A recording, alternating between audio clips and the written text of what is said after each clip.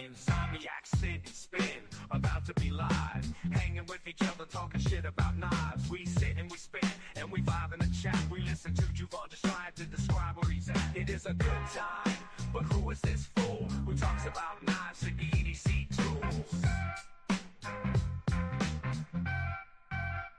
Insomniac, sit and spin, a weekly live stream. You're in the right place if you know what I mean.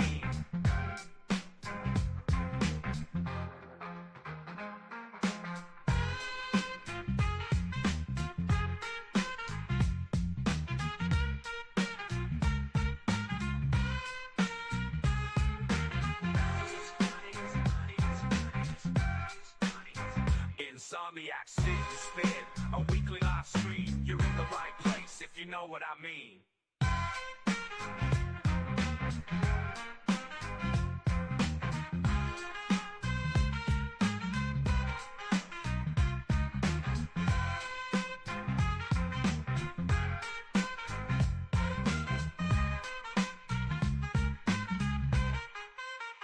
Insomniac, sit and spin, about to be live, hanging with each other, talking shit about knives. We sit and we spin, and we vibe in the chat. We listen to Juvon just trying to describe where he's at. It is a good time, but who is this fool who talks about knives and EDC tools?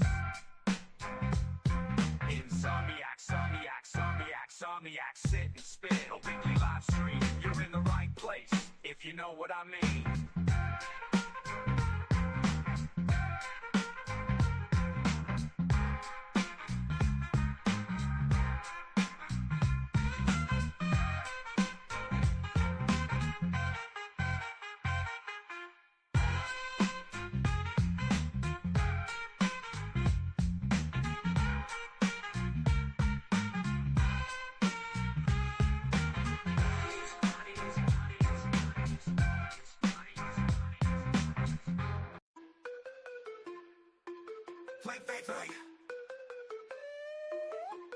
Late night patty whack, give a dog a bone. Grab a snack, sit right back and never be alone. It's time for Insomniac, sit and spin, a knife live stream and a gathering of friends. Insomniac, sit and spin is about to start, so come on in and do your part.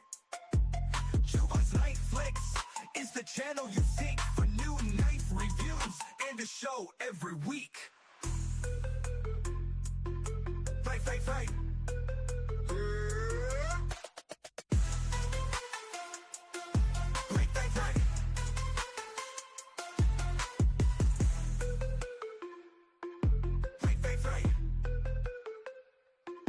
Insomniac, night, patty whack, give a dog a bone. Grab a snack, sit right back and never be alone. It's time for Insomniac, sit and spin, a knife live stream and a gathering of friends. Insomniac, sit and spin is about to start, so come on in. Young and old, because we only have a little bit, but are you high on cigarettes? And when that stuff runs out, you're gonna want to make it. Are you high on cigarettes? Let's watch Juvon's weirdness and get high on cigarettes. Let's watch Juvon's weirdness and get high on cigarettes. Let's watch Juvon's weirdness and get high on cigarettes. Let's watch Juvon's weirdness and get high on cigarettes. Do you know that you're right or wrong? Do you know that you're right or wrong? Do you know that you're right or wrong? Do you know that you're right or wrong? He don't smoke them, but he loves it when you do. That's why he's high on cigarettes. And if you find him, you should light him up with you. He's getting high on cigarettes. Let's watch Juvon's weirdness and get high on cigarettes. Let's watch Juvon's weirdness and get high on cigarettes. Let's watch Juvon's weirdness and get high on cigarettes. Let's watch Juvon's weirdness and get high on cigarettes. Do you know that you're right or wrong? Do you know that you're right or wrong? Do you know that you're right or wrong? Do you know that you're right or wrong?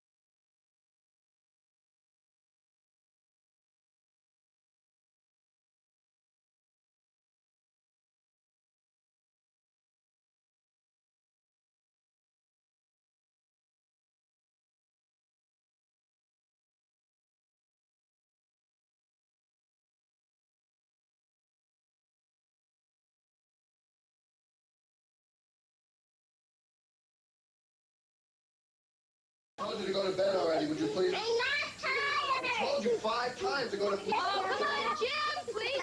Hey, come on, come on.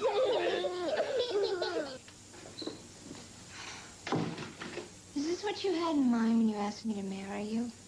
No. Remember when you first fell in love? There's something more like this in life. Keep it that way.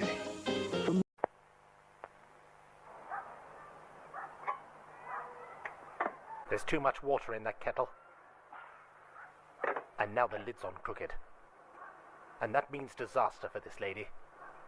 Because she is on a boat. Don't boil a kettle on a boat. What is going on, kids? I hope y'all can hear me. Check 1, 2, skiddly do.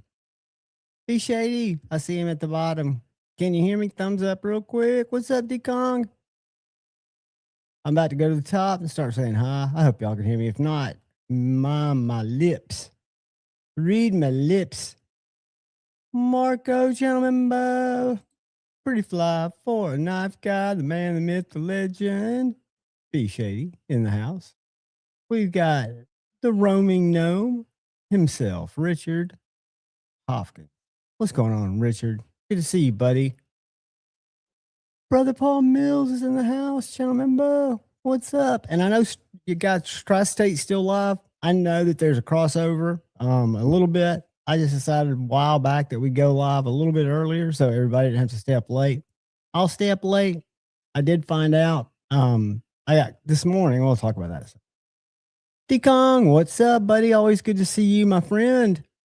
Love D-Kong. We'll go do some Instagram jumping in a little while. I've got it pulled up because I wanted to show you guys somebody that this gentleman introduced me to who is going to be on the show probably next Friday. Neil McKenzie has been a member for 30 months. Neil, dude, thank you for your continued support and for supporting me in the first place. I'm going to give you where to go. There it is. Quick man hug. Love you, buddy.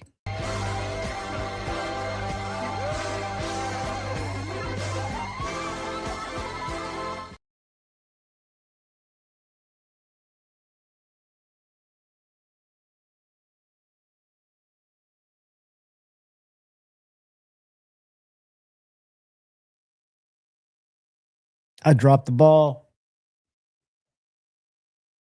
It's Monday, and I did not ship my member giveaway to Marco. Yay. Marco, you're in the chat. I've not boxed it up yet. I will throw extra swag in there, and it will go out tomorrow. You will get tracking. No, it's El Cap Addict. I'm sorry. El Cap Addict. If you're in the chat, I have failed you, my brother. I will be shipping yours tomorrow with some extra swag added to it because I always pride myself on shipping, getting labeled Sunday night, and I spaced it. I apologize, dude. I feel terrible. I feel like a piece of shit. But that being said, Neil McKenzie, thank you for being a member. I won't screw you guys over in the future. I'll always make sure your stuff gets shipped. Staten Island Edge, what is up, buddy? Good to see you, man. Welcome. The beast ain't had stead on life. What's up, brother? Come talk about knives, talk about live, talk to some of these wonderful people in the chat, like Tactical Terry, who made me this badass sheath for my fret.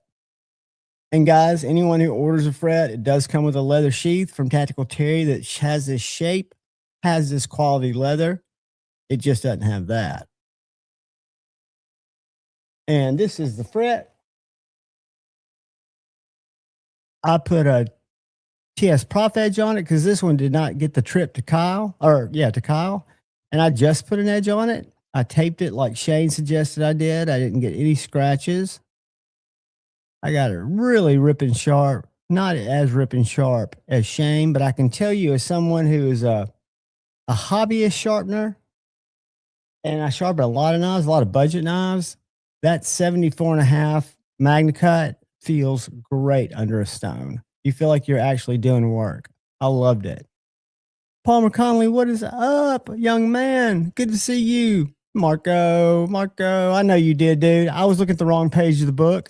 You guys got to understand, my brain is very atypical. I live and die by schedules, things like that. That's why what I'll get to in a second is kind of throwing me off for a loop. I got called into work, asked to come in early today if I could because one of the guys was not well, and found out this afternoon that he's not well and maybe not well for several days. So I'm going in for the second time ever at 10 tomorrow, which is very early for me. Because don't sleep much at night. I haven't made tomorrow's video yet. For example, I won't go to bed before 3 or 4 o'clock.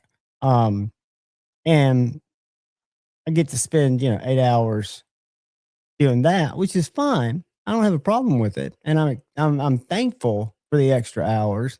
But at the same time, I do the YouTube channel and try to keep content going. And I will keep content going. I will keep a video a day fresh coming out. And when I say fresh, guys, these videos that come out, I make them come out at 2 now. I release them at 2 as opposed to like 6 when I used to. And that's just because YouTube is steering me to, because it says that's when most of my subscribers are online and it suggests that's when I post them. I don't know what that means, but they're very fresh. For example, tomorrow's video is probably going to be, y'all can decide. Probably going to be on this. I've also got a review, and they're both ready to be reviewed, but I've also got a review. This is the Kaiser Snick, a Olight Ion, which is the CEO replacement flipper. I think this is probably what the review tomorrow will be. The Kaiser Snick. This is a great EDC utility knife. A beefy Warncliffe orange bright liners, so you won't lose it in the woods. Nice G10 handles that are pretty beefy. Full handful. Nice little blade. The blade is AEBL. Neat little knife. I put an ulti clip on it where it comes with a regular clip, or you could put horizontal straps like Richard likes. Cool knife. Probably review it tomorrow. Then I've got to get creative because I don't have any content just laid out there ready to be done. So that's how I roll, by the seat of my pants. Paul, I think you are too, buddy. Can't remember. I seen that. Shane was talking about that the other night, that he was getting some S90V for you because that's something that you asked for, and I think that's really cool. I'm not. You guys know I'm not one steel or no steel. I would like to one day have a crew wear fret. I love the fret. I'd like to see it evolve a little bit. As I continue to, because I've got other knife designs. I don't even call them knife designs. I've got other drawings. So Shane challenged me, a year ago, that he said he'd gone to channels and said, if you guys design a knife, I'll make it for you. I think Mad Yako took him up on it, and I think I'm the only other one that took him up on it. Because I said, Shane, I can't design a knife. He said, John, get on Amazon, spend $8 on a set of French curves. So I went one better, and I got some pencils, a set of French curves, and a big white notebook. So I just started sketching knives, right? With different curves, using those curves kind of as my points. So it's I've got a lot of different sketches, some of which I kind of like, but I want to just focus on the fret for right now, because the fret, when I first got the fret has found its final form, right? But when this fret and Shane and I walked around, not this one, but a fret, and Shane and I walked around Blade Show, we did not want to show the frets or the thugs because Shane had to really get them ready in a rush, and we had to sharpen them there. We spent 8 hours Thursday night sharpening knives till my stones were done, and then we had to take the 2 that we were going to show to Wicked Edge and have them sharpened. But the bottom line is, this knife, Shane really evolved it to where for me, again, to me, it fits the hand amazingly well. Keep in mind, those of you that have giant hands, this does have a lanyard hole. Some of them don't. I don't need a lanyard hole. But some of you that have bigger hands, you can do a bigger handle. I do this because, and I'm working with Joe, Lancelot Leather, Master Joda, on a sheath for the tried and true that I traded with Shane. For me, everything's centered and thought around my back pocket. I know that sounds weird, but I carry my fixed blade in my back right pocket. So I've got some fixed blades that I really, really like that I have to carry in my front right pocket. Great example. This knife right here. This is the 3-feather EDC sheath, and that is my Kaiser harpoon.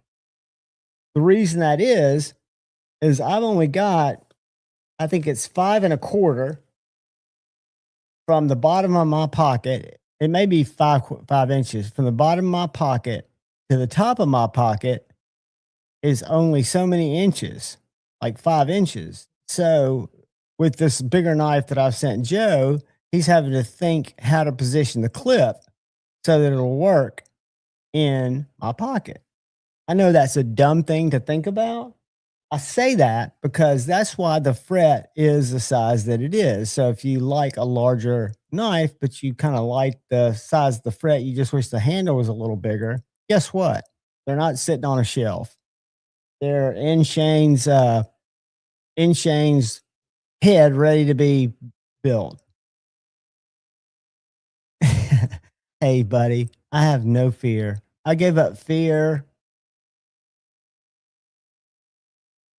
probably when I was 23 or 24, like totally gave it up. I didn't have fear of doing crazy shit, but I didn't have fear of dying at about 23. I'm probably getting some lyrics thrown at me, but I love it. What is up? Mantrium, what is up? I can't when they're weird names, I don't pronounce them out because I never know if it's going to be somebody like Stevie or Maddie. They've always got me dilemma trauma. A, I'm kind of dyslexic. B, I know Maddie and Stevie always troll looking for somebody great to for me to pronounce a stupid name. What is up, Jen, Blaze, TB? Welcome to Insomniac Sit and Spin, where we talk about knives, we talk about life, we just talk about things in general, YouTube terms of service. We're very careful about that. Good to see you, Jen Blaze. Welcome, welcome, welcome. And we'll probably have a random Fed Harrison fueled Walmart knife, go pick a random word giveaway at some point. I don't know why not. I don't know why we wouldn't. Crispy Critter, you could say, because Javon, you didn't ship El Cap Addict's knife today, Monday. And then you can look at somebody like Maddie and he'll say, that's nothing. He didn't ship my shank, which was called what's that thing called? Spike, what's our shank called, Maddie? Because I was supposed to send Maddie a prize that Shane sent me, except Shane doesn't send notes. And Shane was much later sending that prize because it was like 3 weeks later. It wasn't a giveaway that I'd planned on having. So I didn't have it written down. And when the package came, there were other things in the package that I was expecting. And then I saw the little shank that Shane had put in there. And I was like, man, awesome. He hooked me up with one. And didn't even know till live that was supposed to go to Maddie. Shane was like, oh, John, you not send that to Maddie? I was like, no, the Shiv. Thank you. I was like, no. I was like, was I supposed to? He's like, yeah. I was like, dude.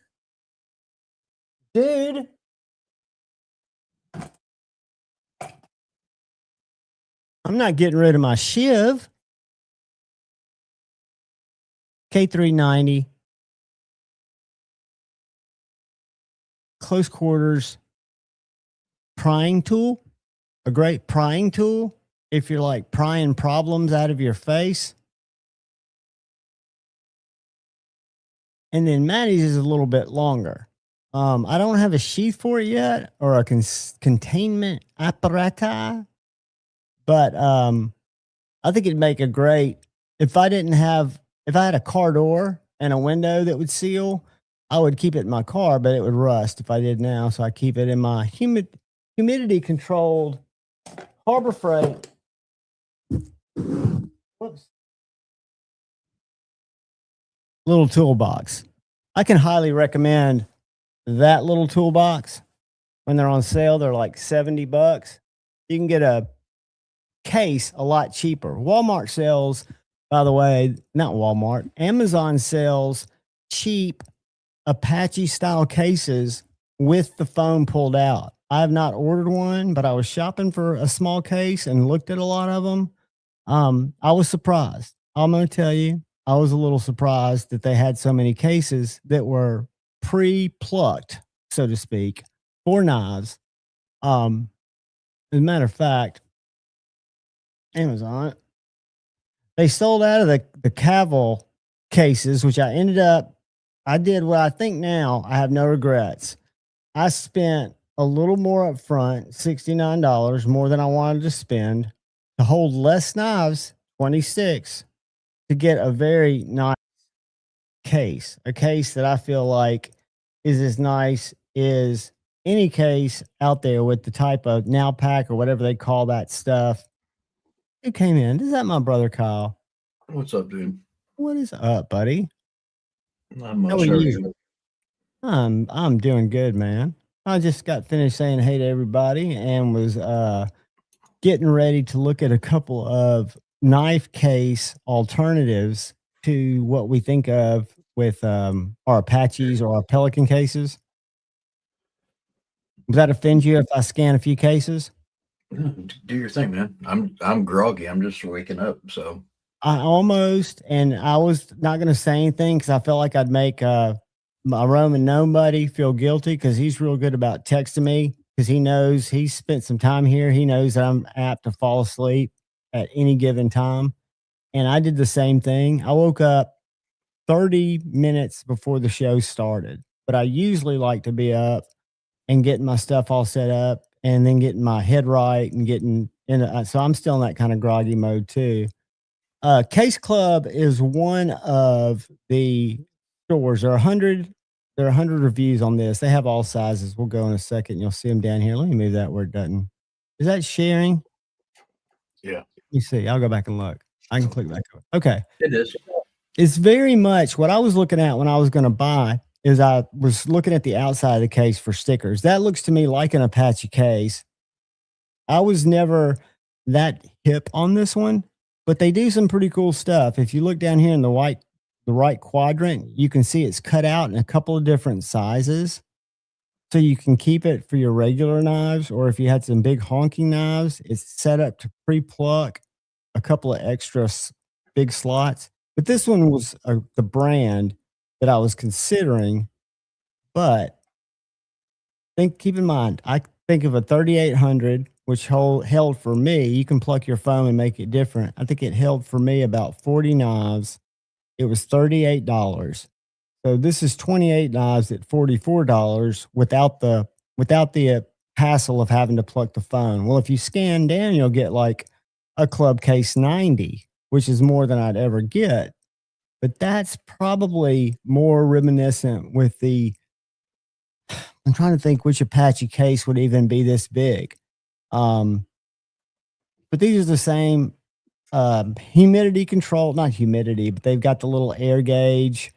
They've got a place where you can put a lock. This one holds 90 knives, not the way I like to orientate them. I would not be able to buy that by default because my OCD brain would not let me store my knives like that and look at them when I open the case. The case would have to open like a writing tablet. But that's on the big side. So if we were going to look at the Apache case replacement around 38 knives, you get down here and you'll see, let's see, 25, 24, 40. Here we go. $58. This is a different maker. This is Casematic. I liked Casematic. I was leaning more towards them because they had a more sticker-friendly exterior.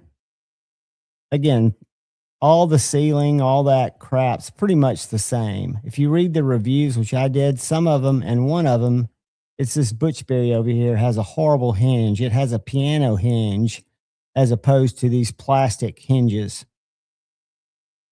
See how that one's got plastic hinges? And then I'm going to get out of here so y'all don't have to look at these anymore. It's just a great alternative to this brand here. I would have steer away from $41, but look at that hinge. I know it's plastic. Some people might prefer that. I did not like the fullness of that hinge. How do you feel about that being more of an engineer than me, Kyle? I don't care that it's a full hinge, but I don't like the fact that it's plastic versus metal. But the Pelicans and all these are plastic for the knife cases. Right, but I meant for that piano style, that full hinge, I want it to be metal because that's typically thinner. That's a thinner type of hinge, so it's going to be weaker. See, I would be more scared of the metal because of rust. I have not good things in a humid environment will rust. How wet is your house, dude?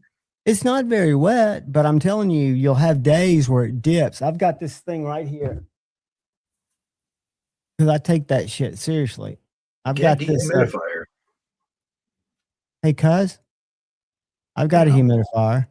I've got it digitally monitored that also goes to my phone and alerts me. But some days, like right now, it's 71 degrees. You know, when you get, I've got a humidifier that sits right over here that runs most of the time, that adds moisture, takes moisture out of the air. It's a dehumidifier. It scrubs the air. But I don't have it on now because it makes noise. But isn't it true that when the temperature and the humidity level get to the same place, that's where you have problems?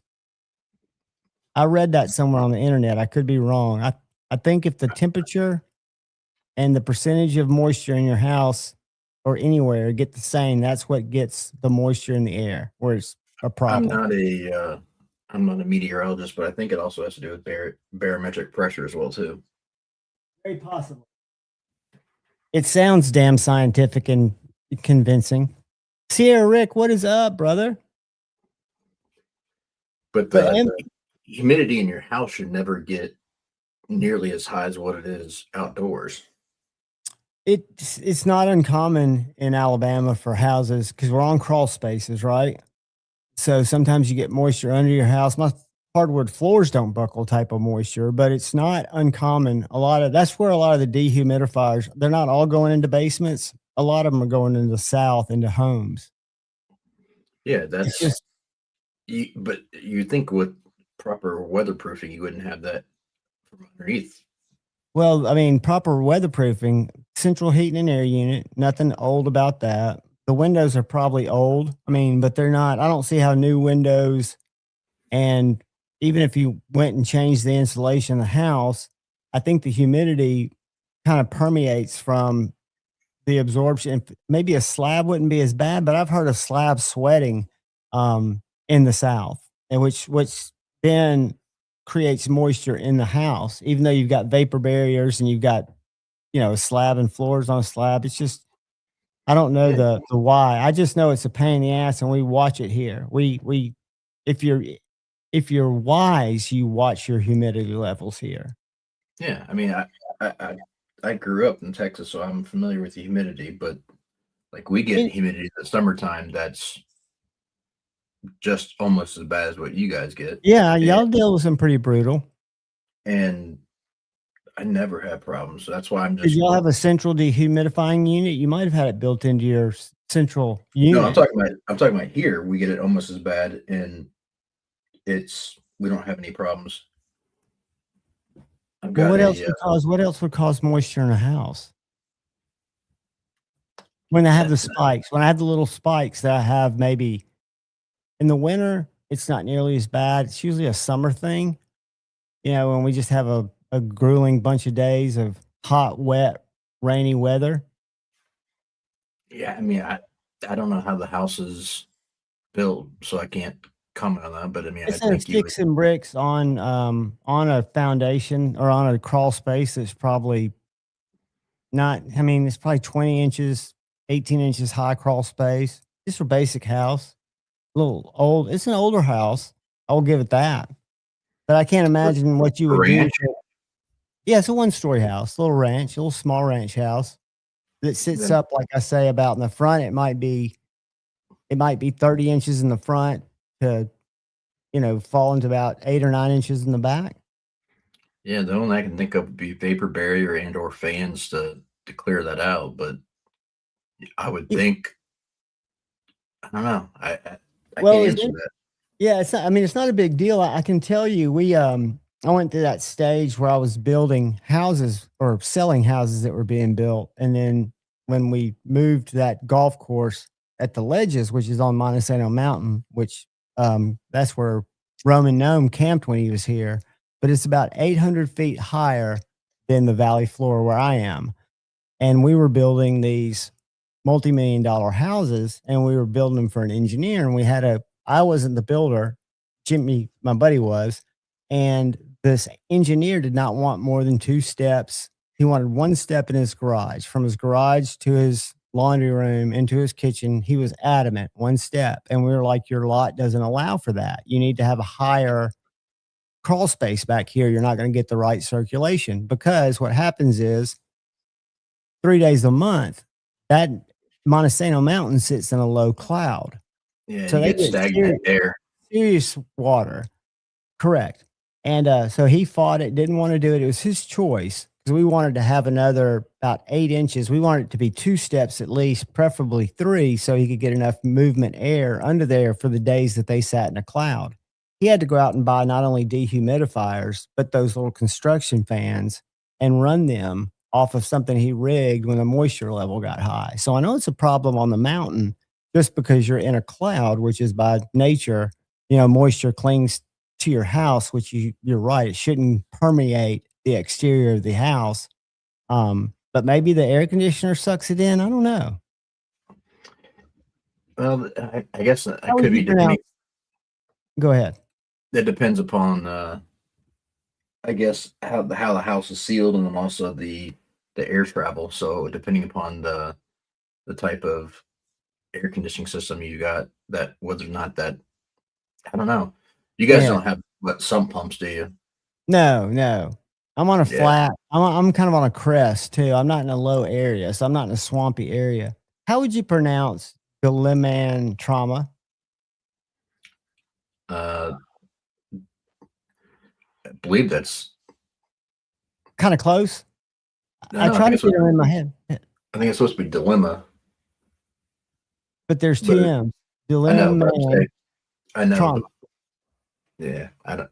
It's Jesse, so I don't worry Right. about Well, it. you know that. I don't. I'm so scattered. I I just try to heard it. focus on a name, and I hear that YouTube. It doesn't look like it here. Yeah, there's some 83 Henry, and these are. You know what YouTube? The reason YouTube's done this,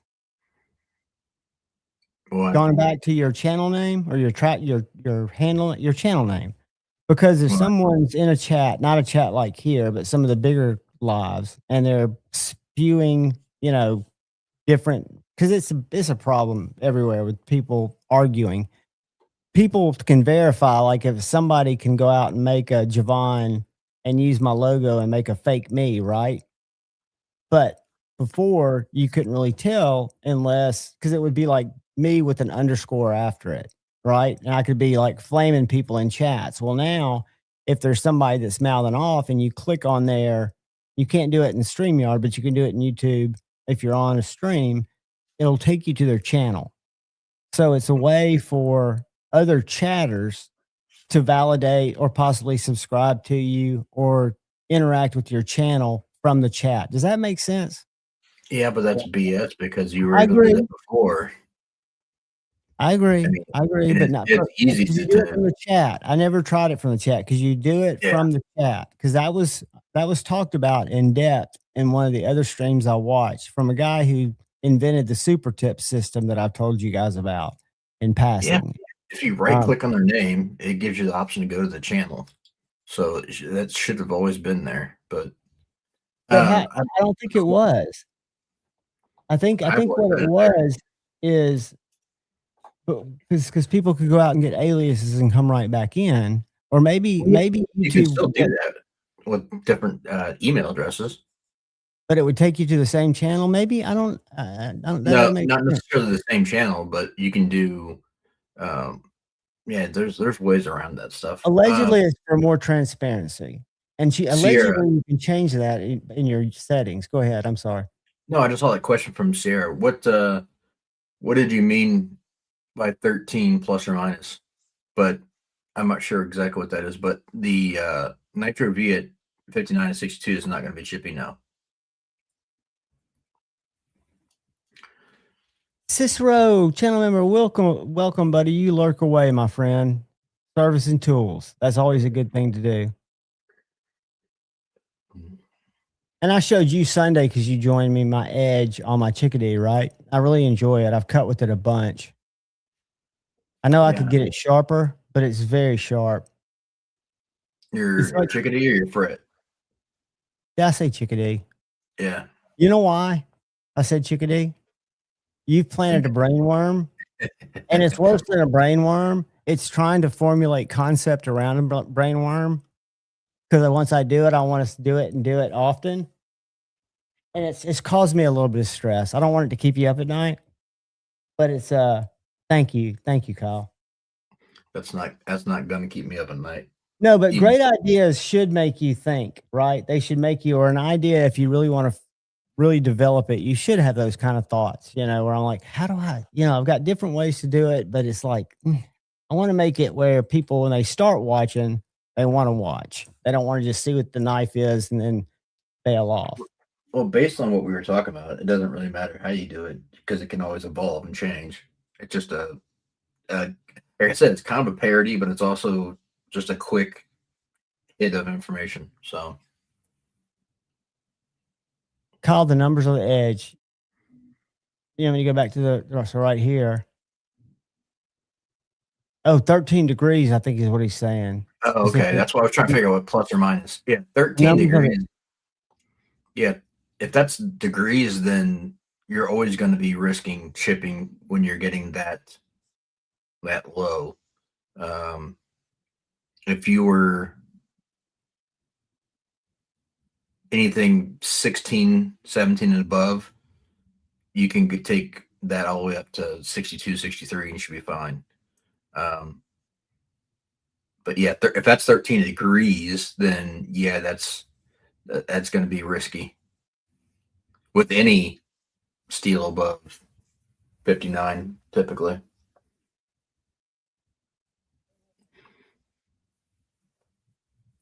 There's not a lot of steels you're going to want to take down to 13 degrees.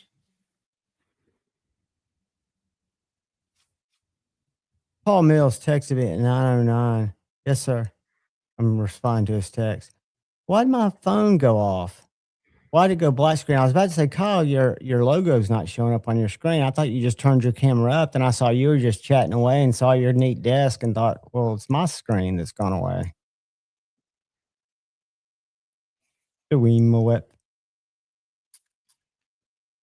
Jesse, that's pretty accurate, most things.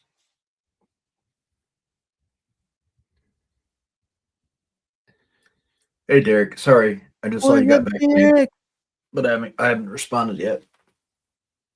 But yeah, what you said, my brother. We can try to get together tomorrow and chat or whatever. Yeah, I was busy as all get out today. Were you just all into knives? Yeah, and running around and stuff. I got a lot done. That's always a good thing. I don't know if you were here when I started earlier. My week's kind of been thrown into a little bit of a tizzy that I got a call this morning from my my mentor down at the knife store to see if I could come in early. And I had plans to meet my dad's caregiver at 11:30 and give her a key and pick up my dad's pill machine and fill the rest of the pills up. So I told him I couldn't be there before 1, which was fine. I thought it was going to be a one-day thing, but Brother Tate is still not feeling good. So I've got to be there at 10 tomorrow, dude. 10 to 8 with my mentor. Just he and I. Well, congratulations on your last day. No, it won't be. Today it worked well. I did my stuff. When people came in, I would sell stuff, but I kept one earbud in and listen to podcasts kind of quietly where I could carry on a conversation and I had somebody talking in my ear. That way it's kind of tuned and we're good and he taught me some stuff. He sat me down. Well, I sat down today and asked a question about focus, like what he focuses on in terms of margins and keeping the store healthy and stuff like that. And he's always been pretty, surface level, but he started telling me a little bit of stuff, and I just sat there and listened, which is, that's very rare of me. And so afterwards, I said, I really appreciate that's the information I've kind of been trying to learn, and I want to learn more about because I don't possess it. And he goes, I just don't. I'm just starting to get to know you. So it's really kind of a cool move that he does possess some knowledge that I would love to acquire. And I can understand that the type of knowledge that I want to acquire, it's not the kind of knowledge he's not gatekeeping. He's just doing, what most people would do, if it's their business, right? Now, I mean this in all due sincerity, but also put yourself in his position. If you got someone new coming in and just hounding with you questions, I'm sure it probably gets under his skin a little bit too. Absolutely.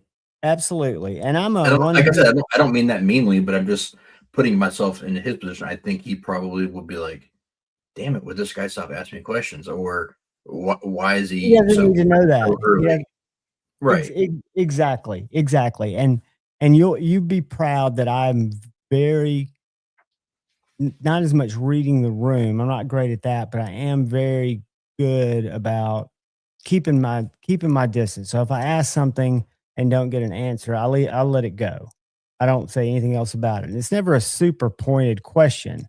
One of the questions I had early on, which I only asked once, was, "Hey, who do you buy direct? Who are your direct relationships, and who do you buy?" Because we got that big catalog there. What's up, brother? And I learned that, and it does make a difference, as you might imagine, from a business standpoint. So back, Scooter, what is up, brother? I see somebody saying hi to you, but I don't see you. Oh, there he is. What's up, Scooter? I didn't see you pop in. Scooter. Man, it was so good meeting Scooter. I guess we're getting close to, not close, but almost a half a year. How far? When's June? How many months is June? You're 6 months or 5 months away. Oh, so a half year is right. I tried to call. Have you talked to Shane today? I called him, left a message, and sent him a text. Haven't heard from that rascal. Yeah, I talked to him this morning. There's only 23 tables left for the Rocket City. They started with 150. He had an appointment earlier, and then he was coming back, but then he would need some rest. He hadn't been sleeping, so he was going to come home and crash. So he's probably still asleep. Yeah, that's all good. I just don't want him. I know he doesn't want to miss out. These tables are so economical. And you know how he likes local shows, and the Rocket City knife shows turned into kind of a cool thing. But John and Knives and More is not going to exhibit. He's just going to go and walk it. I guess look for some possible people to bring in. But that brings me to something I told you guys we'd talk about hopefully I've got a phone call scheduled for Thursday afternoon, and I'm going to be meeting a fella. Hold on. Let me find I'll pull it up. But he's going to hopefully join us next Friday for Friday Night Flicks as join Kyle and I as a knife maker. And I would not know about this guy were it not for Richard. Richard had several of his knives, and I can tell you this, they're impressive. He makes these little knives like a chitlin there. We'll go to his website. I love this shape. The nymph. Can you see that, Kyle? Yeah. So that's a nymph. And then he's got the Maverick in TN. I don't know if that means he's in Tennessee, which is very close to me physically. But he's making these in his garage, is my understanding. And he has a lot of different shapes, right? prototype of a Zephyr. I don't know any of his models, so these are all kind of new to me, but they look very thin and slicey from what I can see. Would you agree, Kyle, they look slicey? Yeah, they do. Sierra, Rick, give me a second. I'll answer your question when John's done. I'm pretty much done. I was just saying, there's Grady. Gear, and I want to remind you guys about our new YouTube channel called Nomad EDC. Oh, they're doing maybe a collab. I don't. Yeah. Oh, here, look. Dope, but for some reason, forgot that you. I'm kidding, but you got to admit, I mean, I'm not crazy about his style. He's very professional. I mean, he seems like you're watching a commercial. But did you see the knife he was holding? Just look at the picture. That's kind of got an interesting little place to put your thumb. Yeah, I just don't trust the thing that comes out of his mouth. Here it is. But they just seem like my kind of knives, my size knives. I think they're 6 inches, but I wouldn't have known about it except Richard had a couple. I thought I did a review, but I can't find it anywhere. I think I just did shorts on them. But he's doing all of it. Maybe in Tennessee. Nice Nitro V there. What's up, JoJo? Sorry your hands are hurting, buddy. Too much sanding. And then in the not so distant future, we're going to have Gary Creeley. And I'm going to have to put out a memo because Gary is the pastor of a church. He doesn't sound like that on the phone. I've talked to him, but I don't want to do anything totally crazy while he's here. Look at this one. That's a different looking knife. That's a big one. Or a beefier one. So anyway, Waxed Wing. I'm going to drop his, I guess this is him maybe. Right here, working in his. That looks like the young man right there, probably. There's a glamour shot for you, Kyle. Wow. Uh-oh.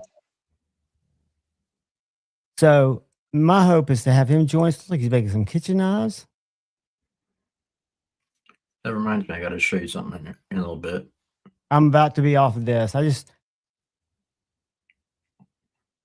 I'm kind of excited. I bet he has somebody, I'm guessing, cut his blades for him. Maybe not. Maybe he's doing it in his. Is that a heat treat oven or is that like a forger? What's that little thing? It's a kiln. A heat treat oven. Okay. But when you get it like that, is that hang on, I can't see it very well. Slightly cooler than a fresh hot pocket. Sorry for the lack of biceps. I don't. No, that's a. So what he's holding there is that's a foil packet. You can see the blade is hot. Like an X-ray. And you see in his left hand that's the air hose. He's getting ready to put it between the two plates and use the air to actually help cool it quicker. I got you. So it does look like he's doing most of it in a small shop. Yeah. But I just wonder if he's cutting these out on a jigsaw or if they're being cut out and he's then working on them. They look really clean and they look exactly the same size. And I'm sure he'll share that with us. An aspen with black walnut scales. Is he sanding that? Looks like it is, right? Or buffing? Maybe doing the final polish? Yeah, it looks like either one, sanding or that. I can't see what he's using, but yeah. But I think he'll be a good guest. We've only communicated via DM so far, but he reached back out to me. He was one that Richard had talked to him about us. Joe Isabella, what's up, brother? Thomas, what is up, my man? Good to see all you guys. Tell me what you got. Can I make you big? No. I just was going to answer this question. I highlighted. So Sierra, not. I mean, you can, but not without removing a ton of steel. You almost got to wear it down and then readjust, because what ends up happening is when I suck at drawing. But let me see if I can grab something here to somewhat show that. But no. So what ends up happening is that if you were to try to put a higher edge on there and not fully wear down what you've got, then you're going to just create a micro bevel, which is okay. That would strengthen the edge a little bit. So you could do that, or you could also just cut that edge off completely. I mean, you're not going to lose that entire bevel, but you're going to lose a decent amount of steel off of that edge. So let me see. And your educational drawings are not that bad. Don't beat yourself up. They're horrible. No, they show it that I can understand what you're showing.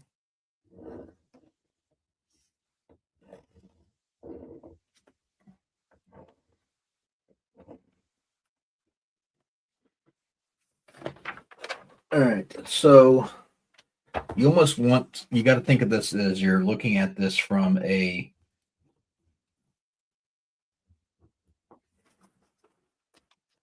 top-down view of the edge. This isn't the side view. Okay. So the one on the left, the A on the left, right? That's going to be your wide angle. So say that's a 25-degree angle, okay, per side. So it'd be 25 degrees going this direction to the tip, 25 degrees going this direction to the tip. Mm-hmm. Okay. This one would be more like 16. So it's much shallower, right? Yeah. So in order, and that's why I put the line there. So that's your cross section of where the bevel is going to reach the top of the bevel. Okay. So if I wanted to make this wider, the only way to make that wider is to wear down that steel until this now becomes the new point. And now you can see how much wider that is, but you lose all of that steel, the top. Is now off. Right. Now the micro bevel, you're just basically taking does that make sense? Off. That makes perfect sense to me. Let's see what Sierra says. Sierra, because you're looking down at it. Yeah, so from the top down, this is your wide. And the line across is your cross section where the top of the bevel ends, right? Here was much narrower. So that part up there is going to be very, very small. Well, in order to make that wider, you actually have to get to the point where it's thicker behind the edge, right? Which is lower. So you're actually losing more steel. And if I were to just put a 16-degree edge on this 13, is what you're mentioning, all that's going to do is make I'm going to do this here. Let me draw another line. Your drawing sounds like sharpening too, so it's almost like scratch and sniff, but for your ears.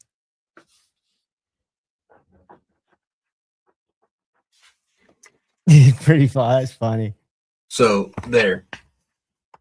That would be your man. That would be the two lines going here and there. That would represent you putting a 16 on a 13. So your 16 is actually going wider, which all that's going to do is make that a micro bevel. Hopefully that makes some sense. I'm trying to see if I got anything that I can. If you were faced with the same challenge, Kyle, what would you elect? The micro bevel? Or would you like I said, I would probably either do micro bevel or just literally use it until it starts getting chipped and or the edge is dull completely, and you can knock that back and then resharpen it.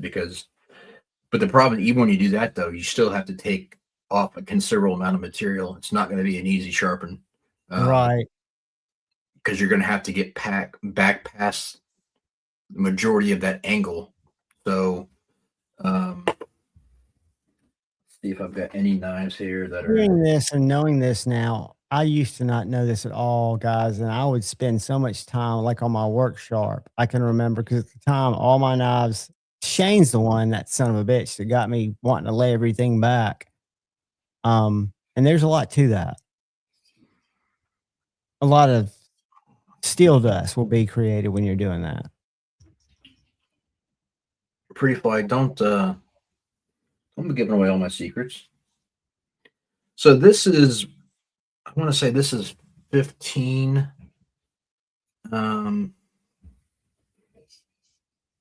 It's hard to see. That's a really shiny polished blade. And it's not going to show up worth a shit. But you can see it's a. Let me. I can make you bigger. No, it's okay. Let me see if I've got something else here.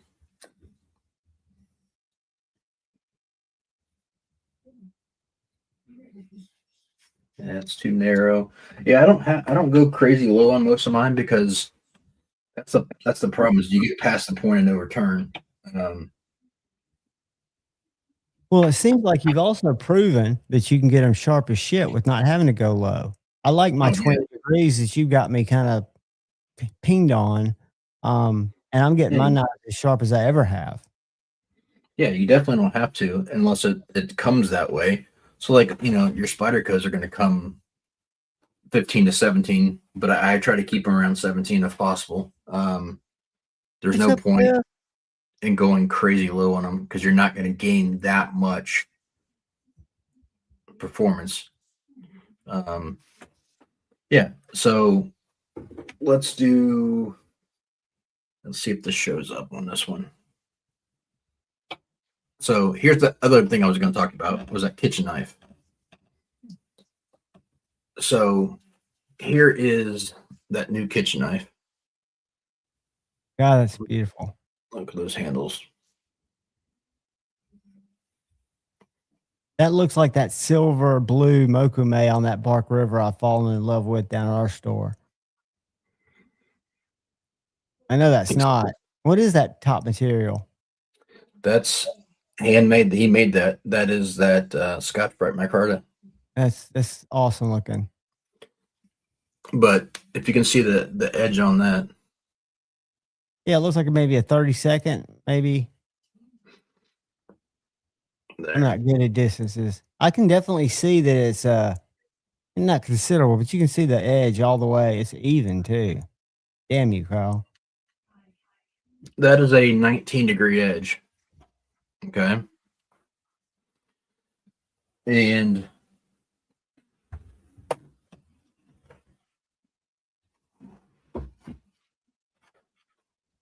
this is impressive.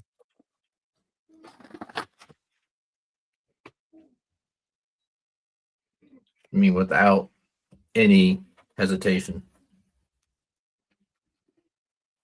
Look at that.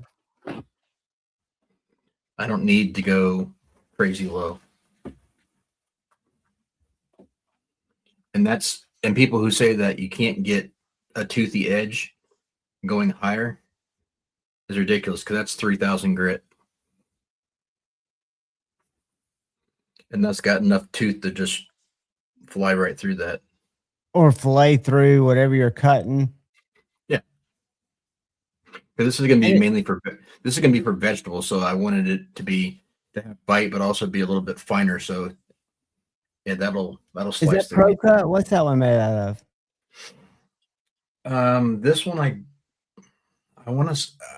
That's gonna sound bad. I actually think this one is AEBL or Nitro V. No worries, and you don't have to know for sure. You sharpened how many? 5, 4, 5. Hey, don't feel bad. I do my 9 shorts today. I have to go to Google at least on one knife that I own now, and I don't remember the name of it. That's bad. I was going to treat both of them the same as far as what I was doing with that, so it doesn't really much matter. But yeah, but you don't have to, you probably knew when you were sharpening it. You knew what you were sharpening, but you sharpened so many that they're probably clouding together.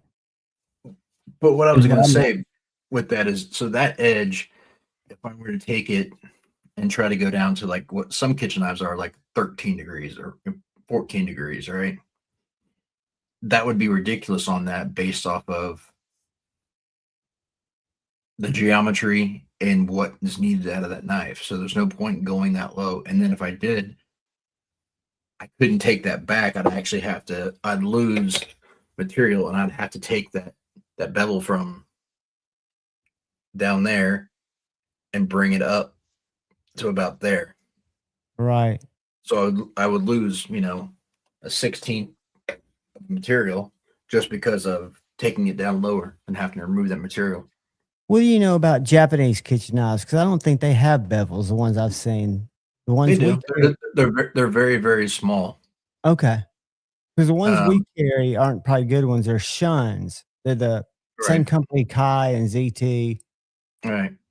So a lot of if you go look at traditional Japanese knives, they are they're paper thin. They start off with thin blade stock, and then they also have a very tight geometry. So they're actually a lot of times their kitchen knives are, if you were to do this, I mean they actually bend. They're flexible, right? I mean Right. they have some bow to them because they're that thin.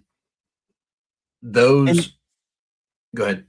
no, I was just gonna say, and the others we carry are different. They're Wusthoffs, and they're more triangles. But go ahead. So on those traditional knives, depending upon the grind, you have the ability to use that geometry to cut through things even with almost no edge, similar to that tried and true. Right. It would still cut when it didn't have a shit for it, nothing edge, right? It just the 'Cause it was geometry made it the cut. geometry of Correct. the blade, right? But once you put an edge on it, totally changes it. So a lot of those kitchen knives are designed to be that way. I know even his kitchen knives that we're talking about were that way. They were so thin at the edge, behind the edge, that it would cut through anything. That makes a bigger difference than what edge angle you put on there. So you look at a lot of those Japanese knives, and if they're double bevels, so because a lot of them they do single bevel, single side, but if they're doing doubles, they run them pretty low because the blade stock is so thin that even if I would have put a 20-degree edge on it, it would cut and it'd be nice, but it's not going to have much actual point to be able to bite through stuff, right? Because you're taking what it was almost a zero grind and then putting an edge on it. You're actually widening it. So by going narrower, you actually create more of a point to cut through things. And that's a fact, pretty fly. Yeah, that's fascinating because I've tried to overhear the conversations, and you guys know me. I don't do a lot of kitchen knife life stuff. I did when I was married, but cheap ones, and we weren't cutting much. But the Wusthof conversations, because we sell those too, and they're about the same price, but they're made in Germany, and they're a harder knife, right? And they're more of a they're It's still not harder. It's more rigid as far as the blade correct. stock thickness and how it's ground. And then the other one's an industrial knife that's a little less expensive with a white handle. Cutco. Like, what's that? Cutco. No, not Cutco. It's a Flex something or doesn't matter. But we carry 3 types of custom knives. Plus, we've got the Benchmade sets that we won't carry again. But I don't even know how to feature those or make a review on them. My buddy A to Z has 2 of Steve's knives for kitchen knives. He's got a set of Liang Ma's that were made by White River. I can't review any of them because I don't know what I'm doing. Ron Ellis, you got a link, buddy? You and Shane's in our group chat. All But I right, know good. you're working. Sierra, hopefully that made sense. My recommendation, Sierra, would just use it until it wears out and then raise it up. Yeah, that's what I was going to say. Just use it harder, knowing that if you get a little chip or two in it, you're going to be grinding that away anyway when you get ready for it. Yeah. The only thing I would say is when you're actually resharpening it, make sure you have a loop so you can verify that you're getting complete coverage of your new angle and that you're not having 2 distinct scratch patterns. You want that scratch pattern to go from the top to the bottom at your new angle. So yeah, pretty fly. He's not going to need a fancy knife to get his cut my Mexican pizza, but that would be a good video. If I had a good cutting board, that would be a good video to test. But I couldn't test the Benchmades and cut stuff with them because they're not my knives. Yeah, I'm just not the kitchen knife thing. I do have a check this out. I've done the unboxing, but I haven't done the review. But I thought Shane made it when it came. that got a secondary bevel? See, I think that's what would you call that? A convex? It looks like it doesn't have anything on it. No, you can see it from here. Yeah, What's you're up, right. Flip? Feels pretty sharp. It's called a stork. Strong. Heavy as a son of a bitch. I don't understand the purpose of that personally, but I don't either, but you see a lot of them. We've got some that have the hole in them at the store. You see them on my Instagram feed. I see them all the time, but I don't see the purpose of it either. the only thing I could see that for would be like if you're, but no, because even that not. I mean, it's not traditional, but if you're like filleting like scales off of a fish or something like that, and you only using the edge, you're not going deep into it. Because if you're cutting anything deep, then that's stupid to have your finger there. Because then it looks fairly thick too. It is thick. It's very thick, and it's a bushcraft camp knife. Is how it's positioned. That makes zero sense then. These are the pictures I took today. I want to show y'all something that's not here. That's the Fiddleback Forge. I think that's a pretty knife. Not my jam. Monarch 2. And then that's Greg Dasher's. And then still got 2 of those. First production run, Benchmade Nakamura. That video barely got over 100 views though. I would think some Benchmade people out there would want that knife. I almost bought a used or a vintage Spyderco today. Which one? Do you remember? Yeah, one I've never even heard of until today. I asked Shane. I was waiting to talk to him, and when I heard back from him, it had already sold. But this was called the Vesuvius. Vesuvius? Yeah, like Mount Vesuvius. Yeah, I'm Googling it. It's a cool knife. It's old school because it was done in ATS 34 steel, and it was only done for, I want to say they made it for 3 years, like 09 to 2012. This is it right here. Hold on. I think I found it.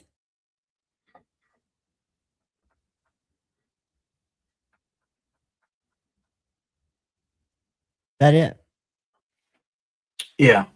The one that I was looking at had a blue inlay on the handles. Slip joint?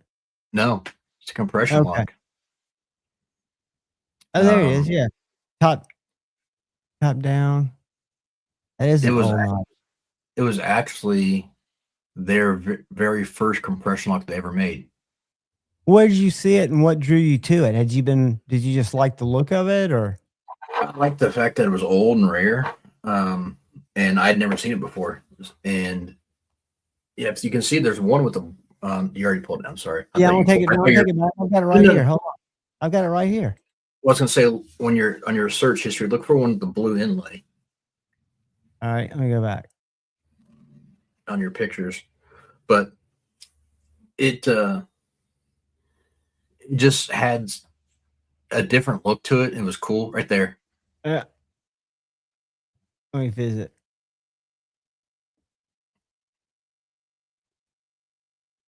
Except that one's serrated. Yours wasn't serrated, I'm assuming. Yeah, correct.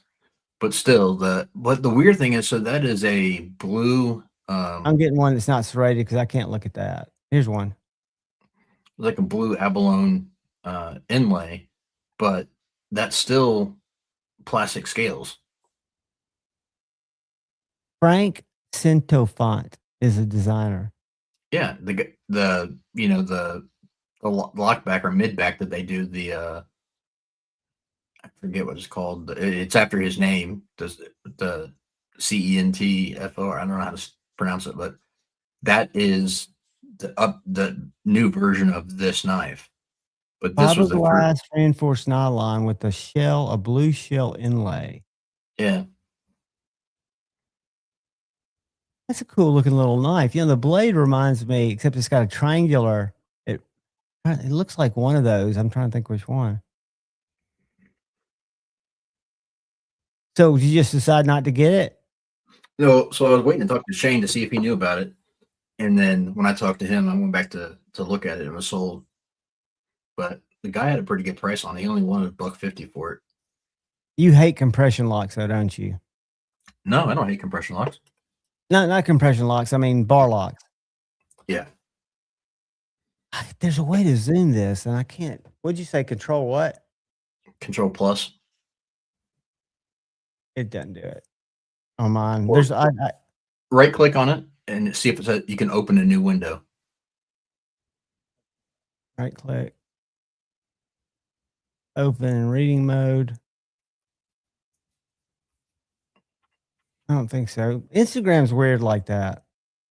But anyway, this knife is they're a numbered set of 750, and this is the first production run of this Nakamura. It was made in 2016 to 2019 were the only years it was made. It's got kind of groove G10, a really nice knife. And we've got number like 628 and number 640 or something, bought by the same guy. I posted this today. That's a Medford, evidently a pretty recent Medford in S45 called the Viceroy. And then this is that Bark River I was telling you about that has this stuff called blue and silver mokume right here on top. But I'm thinking that's got to be wood, right? Or is it not? No, if it's mokume is what it says on the box. Mokume is a combination of brass, copper, and nickel. I got you. And the pins are nickel. So it typically, when it's done, it's treated, it's going to look like yellow and orange and gray. I've never seen it done in blue, because blue would typically more represent something like Timascus or Zircutai, because with the whole point of mokume is you're getting the coloration from the copper and the brass, right? The yellowish gold color. Yeah, who knows how to control that? But it's a beautiful knife called the Essential 2. It's probably 8 inches. And then I like these. I don't think I'm going to get one right away. I like the engineering behind the rust lock. Have you ever played with one of those, Kyle? It doesn't have a nail nick. And this little horn coming off the back, you push that around to open it. And when the knife's fully open, you can see that's part of the tang, that it becomes kind of like a thumb ramp. And then there's a liner. It's got a liner, an old school liner lock. I think they're pretty cool. And then this, I just like it because it's an Outbreak. I wouldn't buy it. It's the old school one with the proprietary hardware. And then I took a picture of this. I can't believe this hasn't sold. I think that's $200. It's that skull, that titanium skull, is part of the package. I mean, this is a rare Emerson ProTech, and it's been sitting down there. It's a E7T3 Punisher, and whoever Shmuel Macatelli company is did the titanium bead that's on this lanyard. Yeah, Schmuckatelli or whatever the hell it's pronounced. That's not too crazy. It's not like Starling or something like that. So those are reasonably priced beads. Yeah, absolutely not crazy. But I think for the price, the knife's right. That's a cool one. It's an older style, which I actually like the rounding of the handle. Go back to that last one. Yep. And share that. Send that to the Mangana Steel account. I'll be there tomorrow. Let's go.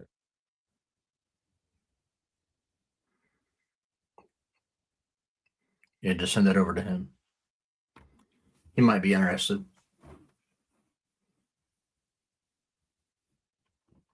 I'm sorry, I'm typing with one finger, guys. All right, send that. Let's go. There are a couple more I took. That I just think's gorgeous. That blacked out Hellhound, even though it's an old one. And I do like the rounded handles of the old Ultratech over the squared out handles. This picture, McNee he collaborated with me on it, and it's got thousands of views. All 3 of those are available. And that's a really pretty Jarrett Fleming custom.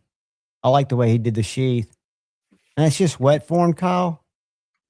Yeah. To get it to do that? I mean, do you just make it tight, jam it in there, and let it dry? I'm not the sheath guy. I wouldn't be able to answer that. Me either. Well, that's it for that. The other knife that I was looking at today, not to purchase, but I just saw that was on the same guy had it posted. One that you never see. I saw a Hinder card series. Kathleen. Oh, you did? Yeah. Yeah, the only place I've seen that is Scotch has one or had one and sold it. I was very, very tempted to send it to Ryan, the link, but it wasn't one of the better ones that they ever made. It was the 2019 edition, XM18. It had everything. It had the wooden presentation box, the cards, the dice, all the pin, the whole kit and caboodle, right? Yeah. And those things normally go for like, I think when they're brand new, they're $1,000 or more. Yes, they are. They definitely are. Because but on the secondary, they go for like almost double that. And they're in such limited supply, right? They're numbered too, aren't they? Yeah, they only do 56 a year. And this guy only wanted $800 for it. Dang. I almost sent to Ryan. Is that the night market in general? No, I think this guy wanted quick sales because he had good prices on everything he posted. And they're legit though. I mean, they're not copying that. But yeah, the weird thing was the 2019 model. He did it in 01 tool steel, so that's why it's less desirable as well too. Because of the 01. Yeah, it's a cool looking knife. I was getting something to show Cheeto. Cheeto, you're on my fit list. Cheeto. I don't think it's cut anything. The reason I'm getting rid of it or willing to is I've got this one.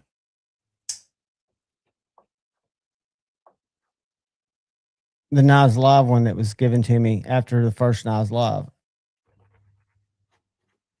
So this one here is the one I bought. I think it's so much better than a Griptilian. We're talking about possibly trading a knife for an MBK.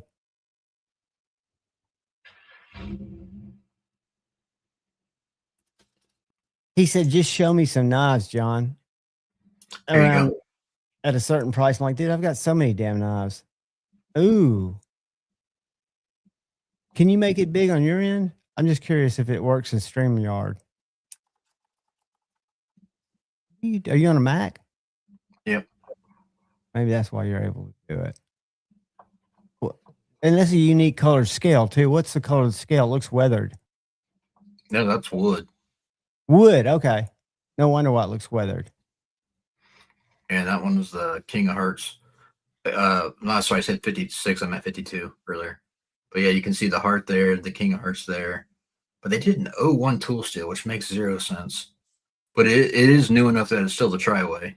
PNW Fun Stuff, what's up? Well, 01 tool steel, do they... There's the box, the cards, the pen, the dice. Wow, you know... There you go. Wow. Now, I don't think Scotch has had a wooden handle. Wooden scale, well, they do different models for every year. So like this was the 2019 edition, but then they do something different for 18 and 20 and 21 and 22. They'll do different steels and they'll do different whatever. Wow. I also got a fresh neon background today that I didn't have time to put up, nor the patience. It may never go up. because it's going to require me climbing around and doing shit. But it's I think it'll be brighter. Keep a water hose near the throne. Cheeto, I caught your rocks comments on Stevie's video. That's why. Yeah. And O1's what my Strider's in, right, Kyle? No. I think it is. I think it is. What is it? No. PD? What's it called? PD1. Yeah. PD1 micro melt. That's crew wear. I got you. O1 tool steel is a totally different animal. I noticed on Amazon they have laser cutters, and I was getting all excited at the price of them. Then I realized they're no good unless their computer's cutting for you. You know, for cutting metal. Well, you also got to look. A lot of those are only for cutting like 16th inch aluminum, or they're not. These ones would cut more than that. I was surprised at the thickness because I was reading that, but then I thought, well, you still have to hold it right. I mean, it's not nesting your stuff and doing it for you. Which I think a fiber laser for blade stock would have to be something in the 500 watt or more, probably. Yeah, you probably wouldn't get that. Hey, projectiles are sharp. What's going on? What's going on? I carried my clip slip. One of the first times I've carried it on my pants, right beside my flashlight on the clip, and it carried nicely. I've got like 3 of these. And Joe just got my tried and true. So I should be getting it back in a few weeks. I told him not to rush. But I've been carrying this Kaiser trestle drop point. That BS one that you did that you said that was like a custom? No, that was the row. That was, did you find that misleading, that title? Because AI helped me with that title. Well, considering the fact that you use Kaiser and custom in the same sentence, yes, that's misleading. Like a custom. I remember when I did a video on the Asher, I still got that knife, the Spiro being the, and I had a Rosie to compare it to, the Cheap Man's Rosie. I got that idea from Lefty, kind of recycled one of his content ideas. That's about as misleading as saying you look like Brad Pitt. True. But it's not the intention's not to mislead. The intention is, hey, what do you think? What do you think? I don't always think right. I mean, everybody knows I don't think right. But I'm trying to think. It's hard, man. I'm telling you, creative constipation is real. Just giving you a hard time, buddy. I know you are, buddy. But I've been suffering with creative constipation in a big way. More so at work because I'm trying to I've been having a guy who's been wanting this knife. And I think he'll probably eventually buy it.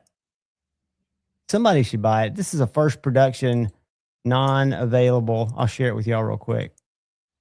If you're work tough gear people, I'm not that familiar with them.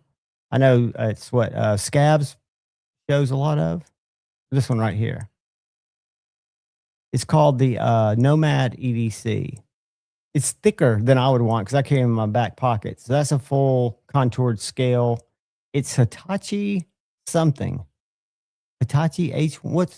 Does that ring a bell? A Hitachi steel, Kyle?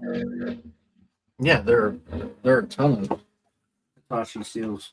But this says first production on it, and the other side, and it's an extinct model. It was traded to us by a guy who is a collector, not a user. That little guy's still available. Have you seen a Jester, a Spyderco Jester? Yeah.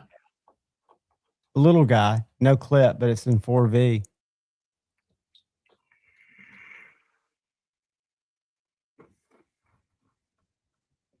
That's available. An SOCP. I've never seen one of those before. That's just a skewer, kind of like a dagger.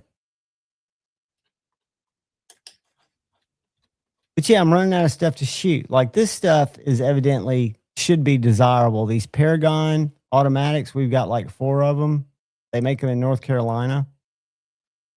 They're like $150, but they just sit there. And I think it's because the right people aren't seeing them. I want to bring this home and make a review of this Bark River Bravo 1 with the thumb ramp. That's a hardy knife in 3V. But yeah, it's weird, man, what sells and what doesn't, what people are into and what they're not. These are two more of those Paragons. Cobras, the mini Cobra. That's a set. You could get that set for under $300. I'm not a collector though, so to me it doesn't mean anything. I'm sure the right person it would, and I'd like for the right person to see it. What's up, Illuminati? Do you have? Let's see here.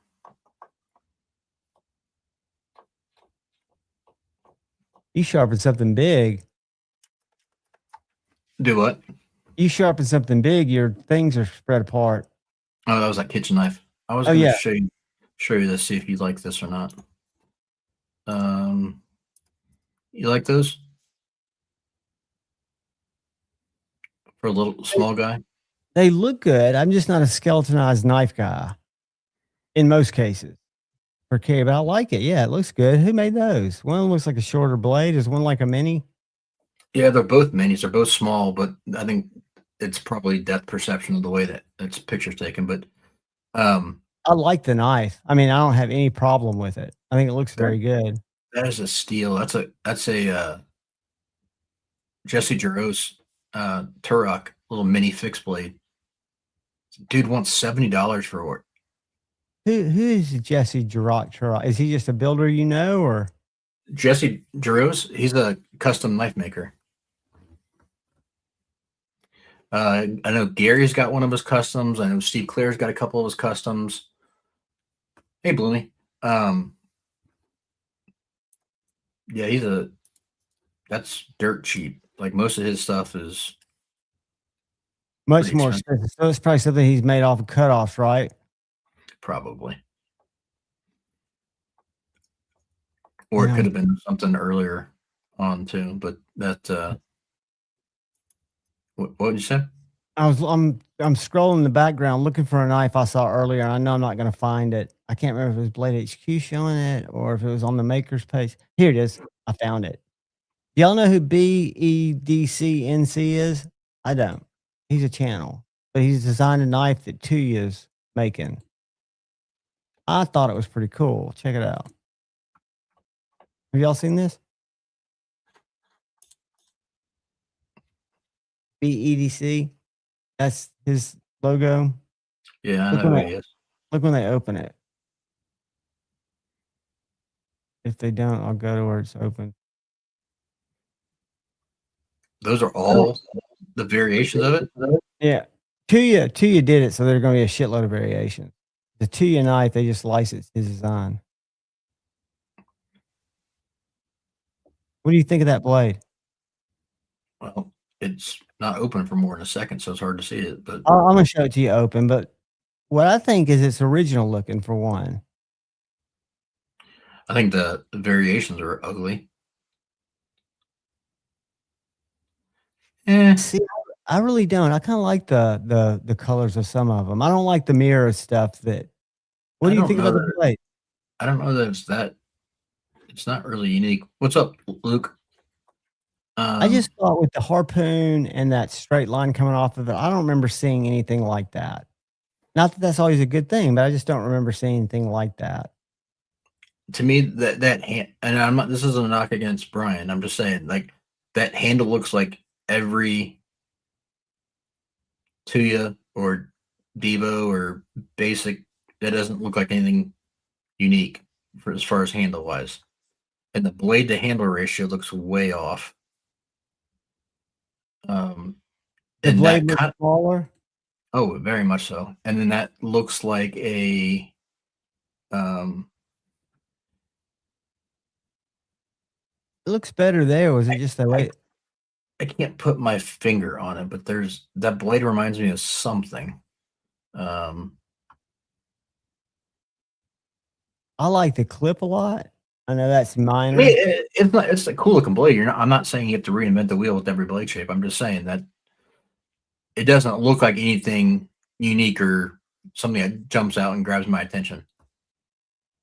But I kind of am craving one.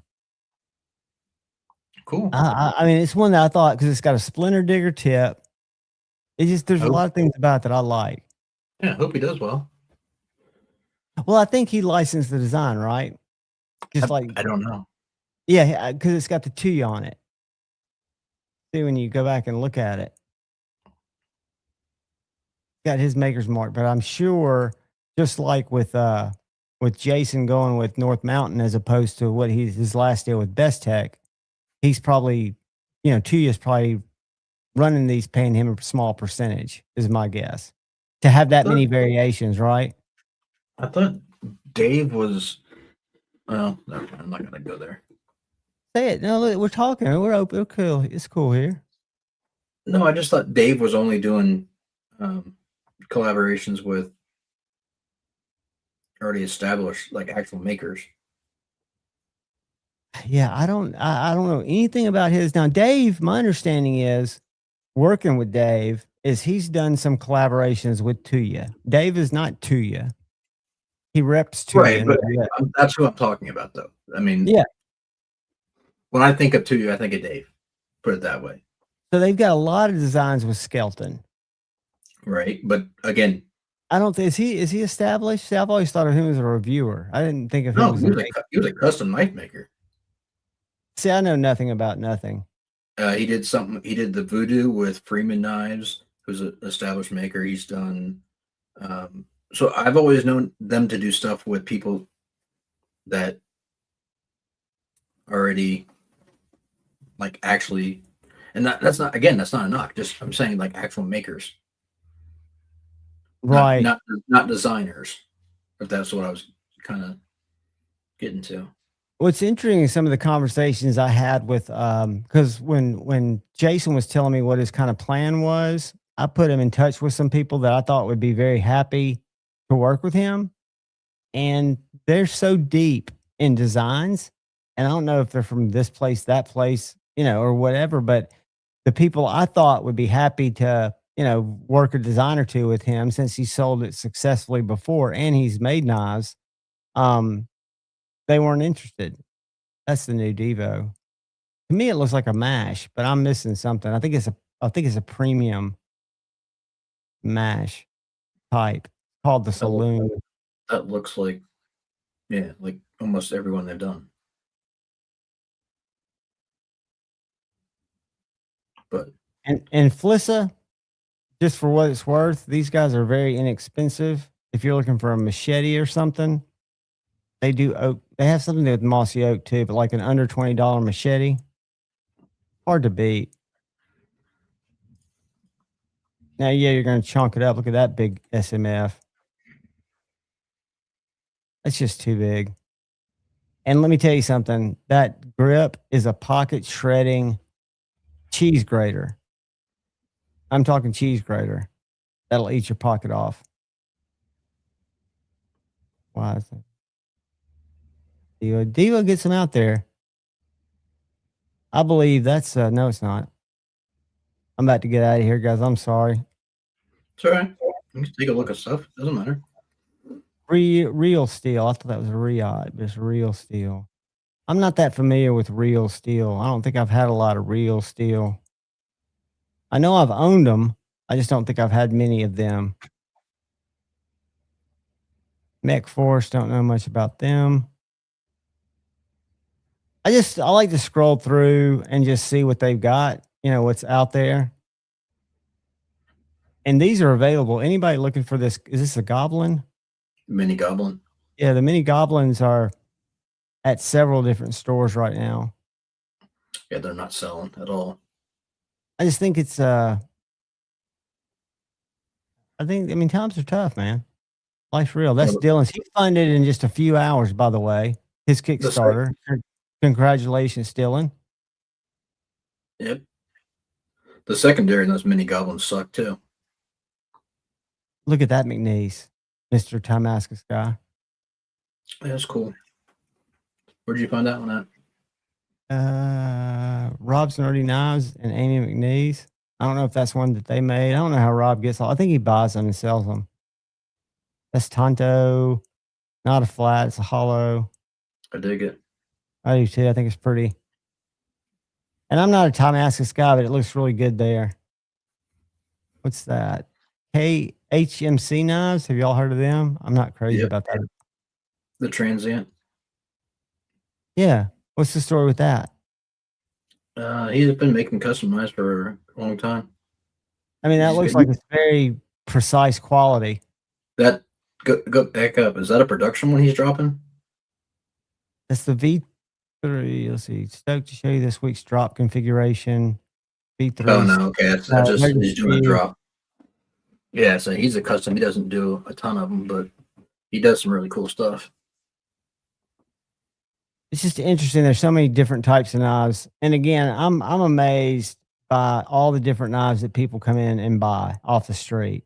You can never guess. I had 2 people yesterday, in the store that had been blown up. What are the chances of that? That's wild. So those mini goblins go for like $850 new, and they're not moving. I saw one on the secondary. I mean, I call it secondary, but I mean it was secondary, but it was brand new in the box, for $500, and it just sat there for almost a week. Wow, that just shows that people aren't able to do the crazy stuff that they used to do. They're not confident, or they don't like the design. But hadn't the design always sold well though, or they just not make a lot of them? They maybe made a few many too much. That sentence didn't make sense. I'm aware of it. What do you think, Kyle? You think they've always not been popular? Yeah, I don't know that. What is that? Is that a little surge? Pry bar, yeah, it's a little pry bar. I like that. Yeah, look like a surge. That's why I wasn't sure. I thought it folded at first, but it doesn't. It's just a little 1/4-inch driver and a little scooper. Oh, different. What's that? Lost Eat, I think. But anyway, yeah, learning about why stores and also some crazy things that I can't understand unless some makers are trying to phase out their dealers the hard way. I'll tell you what I mean by that. It sounds crazy, but have y'all seen the new Benchmade boxes that knives come in? Anybody? I'm gonna show you one. What's up, Marty? Well, Luke, that's back when everything went above retail. That's when people were selling. What is that knife? The South African knife that was hot. 3 years. I know what you're talking about. What's his name?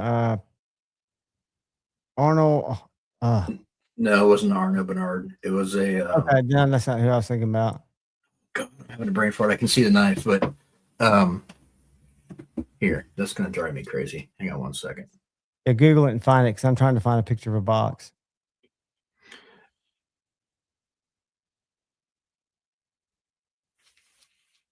What's up, Dopey? No, not an ADV. It was the one that had the circular pivot. Pivot. Yeah, Shamwari, Gareth Bull. Oh yeah, Shamwari. I haven't heard of them in a long time. Yeah, Gareth Bulls. Those things were going for a plain Jane was going for $2,000 to $2,500 3 years ago, and now you can't give them away. Did something happen with the quality, or do you think it's just the market? No, it's just the market. Market just isn't bearing it right now. Well, didn't South Africa for a while, and I wonder if they still have that advantage. They had a currency advantage, right? Your dollar would go a lot further in South Africa. Yeah, this was just a hype train as far as what the saturation of the market, because they were hard to get and people were just going crazy with spending them. It was the newest and coolest thing. So I'm trying to find a picture of this guy, Stern. Maybe I could just Google it. Let me do this. trying to find a thumbnail. But anyway, Benchmade did is they came out with a new box. So it used to be when you'd get a Benchmade, it had a little cutout, your knife sat in it in a little bag, right? And it was a small little box. Now their box is like, I don't know how to, like at least a third size bigger, longer, taller, wider. When you open the box, there's foam. The bottom 2/3 of the box is foam. Like Oh yeah. You told me about the size change. yeah, and well, I got more information about what it really means to them today, the store, because they're a plus dealer, so they like to have 3 or 4 boxes deep. I didn't realize this till Christmas. People come in and they want to buy 5 Benchmades the same because they're giving them as gifts, and they want them all to be the same. And we have to now keep everything behind the counter, and Benchmade product box. And it makes it where if you're an online store, and that's what he was telling me today, well, an online store is going to make a difference too. And I said, well, not as much because they're shipping out of a warehouse. If you're, and they've gotten bigger each year. So I've got that old. That shouldn't matter. That's a store issue. That's not a Benchmade issue. No. I disagree, and I'll tell you why. It's not that a store should not have to expand or show less knives every time a manufacturer changes their box. And when you look at the boxes, you see that there are a lot of QR codes in there that you can scan, but there's no value except for space in the box. So I learned this when I was trying to get, and I didn't know what they call every piece of real estate's prime. They're not talking about the square footage in the shop. You've got X amount of exhibit space, jewelry cabinets, for lack of better terms, right? So you can only put so many knives in there. So when they put a bailout in there, they'll have it open, and then they'll have it sitting maybe on 3 or 4 or 5 boxes of the same SKU, right? So they've got them stacked. It looks almost like a music graph because some of them have been sold down. Well, not only does this box make it where you can't stack them, you have to turn it on its side to get as many knives under the glass, because you have to set the knife on top of the box. We don't just set the knife in the cabinet. It sits on its box. So that box is pushing other knives out of the store one way or another, because there are only so many. That is a store issue, because you don't have to have it in there on the box. You could have it on other displays. So by doing that, by not having the boxes in a separate location, I think it's a thing, dude. I think it's a dealer requirement. I think when you sign dealer requirements, there are different ways that you have to show their knife, and I think you have to show it on the package or in the package. Let me find it. Hold on. Here's the thing, though. You don't have to have all of them there. So even if you had one there, it wouldn't make it that big of a difference. And secondly, that again, when it comes down to it, that's not Benchmade's issue. That's the dealer. That's the retailer's issue. If they don't want to carry that space, then I agree. But if you've been there with them since the beginning, and you've watched this for a while, and you're getting disgruntled, but you're not in a position to do much about it, because they're your bread and butter. But the point is, a lot of people that walk around there, luckily, he was telling me the scenario of a guy who bought 4, and I sold a Forcer at one time that we had, the bug outs, during Christmas. But the guy was like, yeah, I was going to get 4, but it looks like you've only got 1. He goes, no, I got more back here, and put them together, and wonder how many people come in and say, oh, they only have 1, and don't ask. Yeah, that's the customer's fault. But from a presentation and merchandising standpoint, A, it looks good, and B, let me see, hold on, let me see what the requirements, brick and mortar. I think my thought is, again, I'm a conspiracy theorist, right? So I'm thinking that in the big scheme of things, as they should, they only care about selling units, Benchmade. And they want to support their dealers, and they want them out there on the road, but maybe with the changing technology, it's not as big of a deal. Maybe they've done studies. I don't know. I don't know why they would make this larger box. I see no value in it. That's a John problem. That's not a Benchmade issue, because when it comes down to it, it doesn't matter if I'm Benchmade and I'm selling you my knives, and you're not Yeah, don't we've got want. the stands too, but the stands I thought had to sit on the box. I'm hearing both of you, and Dopey, that's interesting because I could be wrong. I could be wrong. Maybe they do it because the price is on the box. I don't know. Yeah, that's kind of what I was getting at. D-Metal, just put the knives out there and put the box someplace else. But what I was getting to is Benchmade doesn't have to care what the size of the box is because either you buy them or you don't. And when it comes down to it, it's the retailer's responsibility to sell them. So once You're Benchmade sells valid. them to the retailer, they don't really care how they are displayed or what they do with them. They're not their property anymore. So Right. the fact that they're going to say, okay, well, John, if you don't have Don't buy enough as many. space, if you don't have enough space to A, don't buy as many, or B, if it's that important to you to have this many Benchmades, then take up more real estate of other knives. Like it's not our problem. Your shop is small enough that you can't expand a little bit to display our stuff. That's a fact. I mean, they do, and just like Kohler does in the plumbing world, they can dictate you changing basic footprint of your store because, again, Benchmade and Case is what draws people to that store. I'm convinced outside of my efforts because they don't have a website. They don't do a What's up, lot of Palmer? marketing outside of the city. That's just I mean, I don't mean this meanly, but that's a old fuddy-duddy mentality, like a lot of things that he does with his store that just doesn't make sense, but it's because he wants to do it the way he wants to do it, and therefore it seems wrong. But And it's it's been really it's not an successful issue. for 'em. Yeah, yeah, exactly. And I think I could see how you would feel that way that you're granted there's also you've got the advantage to be able to sell a popular product. So I see it both ways. I Yeah, mean, I do. but the boxes got considerably bigger. So it's made, and it's not just him. They're like in dealer groups and stuff. It's not just a one shop issue. Again, you can display them without the boxes, but in terms of knives selling themselves, there are a lot of times people don't want somebody talking to them. They're just looking and they want as much information there to make a decision as possible. And yeah, they'll stop somebody and ask. But I can see both sides of it. I could care less. No, But I I do mean, see both sides of it. I think he's And when expecting too much from the company as far as like well, they don't care if they sell to him or not. right, but from a customer experience, the old box with the cutout that the knife drops in, I like better than the magnet box that has a QR code that takes you to their homepage.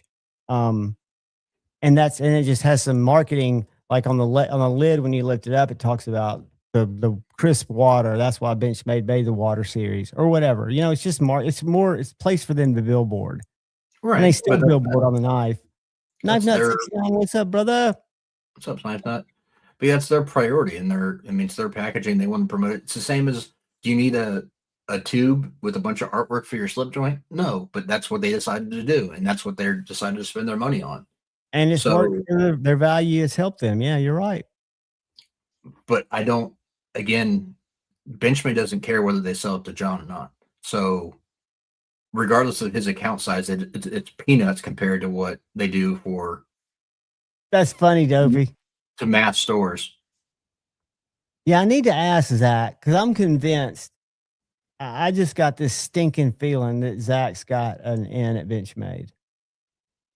Well, that's yeah. Good as that. But I think I have a feeling that he's like in the know. No, like he works there. He doesn't work there, but I think so. I mean, I have a feeling that he does something there. Maybe not. Maybe not. Maybe he's just always been. He's definitely he's a silent partner CEO. But no, that's a running joke. But no, he's good friends with a lot of the people in the know there, and he gets information. But from my understanding, he doesn't have a direct affiliation. He showed something today. I forget what it was, but it was one that I hadn't seen that I showed Tate, and I don't think it was but it was one that I don't think's on the website yet. His video from today, I think it was. Let me see if I can find it. By the way, I was going to let y'all see Carmack, but he bailed out after 45 minutes. There's major shit going down in the Dabbleverse. Nobody cares. Except for maybe you and a few other drama people. The few of us that are fueled by, wasn't it? Here's the new box, but I can't see the new video. So maybe I imagine, maybe it was here, but here's the new box. Can y'all see it right there? Yeah. So I thought videos were, that's not showing the one I saw. Anyway, maybe it wasn't. I couldn't agree with Richard more. Is Richard slamming me? Yeah. Please no Carmack. It's Karac Mac X. No, I'm not. But guys, the drama there is just so off the chain. I will admit that I watched it for over probably 3 hours over the weekend. He had this guest on named Scarlett. I'll leave it at that. We looked at Scarlett last time, didn't we? The one that just talks random sentences because she's either early level schizophrenia or just whacked out on Xanax. I guess on the box size change is that cost. Good point, Dopey. Exactly. I mean, there's reasons. I mean, big companies don't usually shoot themselves in the foot. They have Budweiser, talking to you. But yeah, go what Dopey was talking about there. If that were to be the case, right? And that's very plausible. If they can save 30 cents a box with as many knives as they sell, that's a huge margin for their bottom dollar. I agree. I totally agree. Not knowing how boxes are made, so this is just looking at the two boxes, think that this box has to have considerable more cost because it has a magnet in it and it's got a lot more foam than the little slip-on, shoebox type thing that had the little foam cutout. Because it's got foam on the lid and foam on the bottom, so it sandwiches in there. I don't even think it comes with the bags. So they might have saved the bag price too. But also depends on the retailer. So I mean, or their manufacturer. If they're picking up a new company to make their boxes and they offer that style for the amount of bulk that they're buying in, they might be able to get a better deal from a different company. I mean, I agree, Scooter. I don't see that as a crazy fancy box, but I think that is, and it depends on the level of the knife that you're buying. If you buy a super expensive custom, it's nice to have a display box, right? I'm pulling them up right now, so I'll remember to. Thank you for the suggestion. King Gizzard and the Lizard Wizard. King Gizzard and the Lizard Wizard Live. Is that who we're talking about? Damn it, Luke. Benchmade boxes getting bigger. It was a nice store discussion, Rob. We were talking about a conversation that is a reality for a smaller store. It's not a small store really, but for a store that's got glass that they store their Spydercos, their Microtechs, their Benchmades, and their Benchmades are in 3 different cases. But with the new box size, it's limited a whole bunch. I need to toss boxes. I've got so many, guys. You don't know. I try to ship everything with a box, but I've got so many just orphan boxes, and I try to keep my boxes because I feel like I need to. I've got OCD and all kinds of issues. I need to go just rent an island and live there by myself. Yeah. Bigger because they're full of themselves. No, they're yes. Yes, and yes.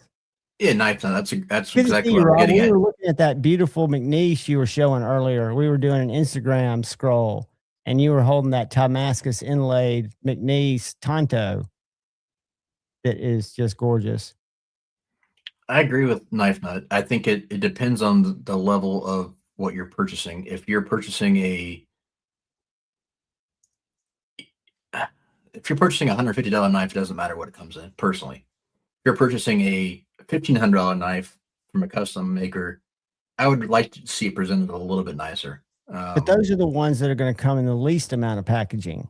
No. So it goes back to like a Strider. It's not a 1500, but a Strider comes in a Ziploc bag. Okay. A Well, here, heater, a perfect example. oh yeah, Is that necessarily needed? No. But it's a statement piece and it's part of the. correct. And your inside is actually leather.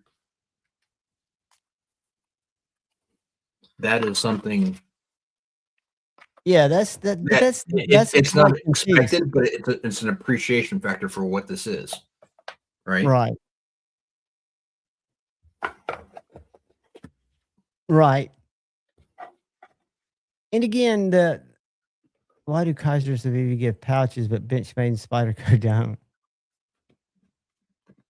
Because You know, Benchmade and Spyderco don't have a U.S. maker of that, and Kaiser and CBV can go next door and grab the pouch.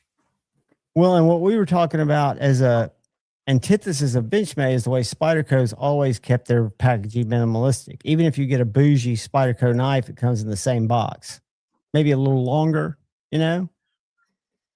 But they're thinking about what is it called? Merchandising? That's the term of how you put shit out.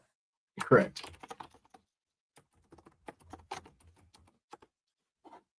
What is that knife, Kyle? I just typed William in Henry? Yeah. Oh, gotcha. Your Les George VECP came with a badass pouch. Nice.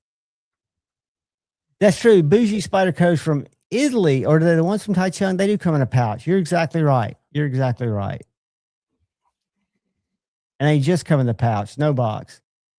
You're getting very, very demanding, Luke. Which one? I've got several here. Do you have a preference?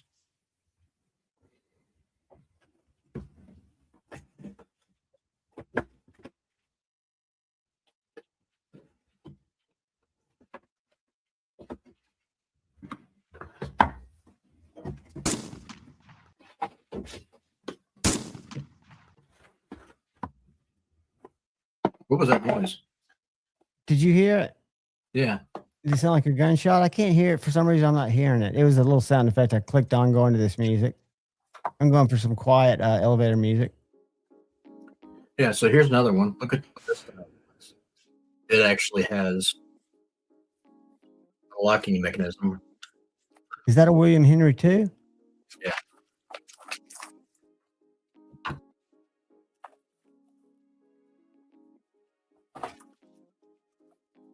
Is that a new one, or are those older? Yeah, so there you go. That is, you can see. Let me make you big. Hold on. Let me make you big so you can pull back. I need to get a something to hold that against to show. That is Mokume on the bolster and Mammoth on the scale. Oh my gosh. And then it's also got a on the button and also on the thumb side is I believe a Citron. And then that's Chad Nichols Damascus. And that's a little knife, isn't it? That's a bigger one for them, but isn't that a little knife? No, yeah, this is a tiny little knife. Big, but it's yeah. There's that one. I'd never heard of them until Ryan. I learned about Ryan's collection. They just never been on my radar. Yeah, then they've got. Remember you said earlier that was Mokume. Well, that one there that's actual Mokume, the yellowish gold. Luke, if you call me that, I will come to your house and beat your ass. I don't care how big your Viking is. I'm making some odd sporadic videos. I don't care. Here's another little guy. I'll make you big again before you show it up. If you can see the scroll work on that. It's hard to hold. It's slippery. There you go. Is that Damasteel? Yeah, but look at the scroll work on that. Oh yeah, that's done by a jeweler, right? I mean, that's like hand done, grooved in there. Yeah, that's actual gold in there. Hand laid inlay. That's insane. My damn camera does not want to focus. I don't know why. There we go. Is that an ironwood wood handle? Is that what I'm looking at? Something like that? Yeah, that's desert ironwood. There you go. You're about to focus. It was trying to. And then I got one with a, or I shouldn't say I've got it. There's one here with hey, this one, mother of yeah, no kidding, Dopey. I don't know why. It's a new iPhone, so I'm not sure why it's doing that. It's probably focusing on something it deems is bigger. There you go. Look at that inlay. Is that a copper inlay? Gold. Or gold? And that's mother of pearl handles. That's focused. The details very good on what you just had. Yeah. So, where did they come from? I mean, those USA made? Yes. So you've heard of them before, Ryan? Patina, I can't zoom. It's a camera. I mean, it's an iPhone. Goofball. And do you sharpen those on a TS? Those. Do what? I'm sorry? Do you sharpen those on your system, or do you hand sharpen them because they're little? It depends on the knife. But these Oh, William Henry specifically is what I'm talking about. I know, yeah, it depends on the knife. Depends on what, how the right positioning of studs and all the other stuff is. I don't really messing with it. Both. Yeah. Yeah, Rob, I've seen him. Ryan introduced me to him. He's got quite a collection, Ryan Ellis.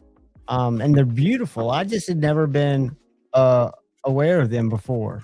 Again, like most of the knives out there, they'd never crossed my path. He's a big knife in Kyle's tiny hands. My hands are large, Scooter. These are not.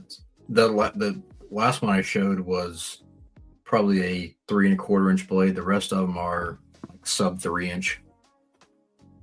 I've got to get. I'm going to give away a random Walmart knife, not one of these. I thought that Fed had sent me a whole box of these to give away, but they're actually a variation of different Walmart knives. Not Don't we know? Up and down, but we're going to do a random. I'm going to ship the damn thing because I've got to ship one tomorrow anyway. I can't believe on my day off I'm going into work. I can't believe it. Rob, I just got through reviewing it, buddy.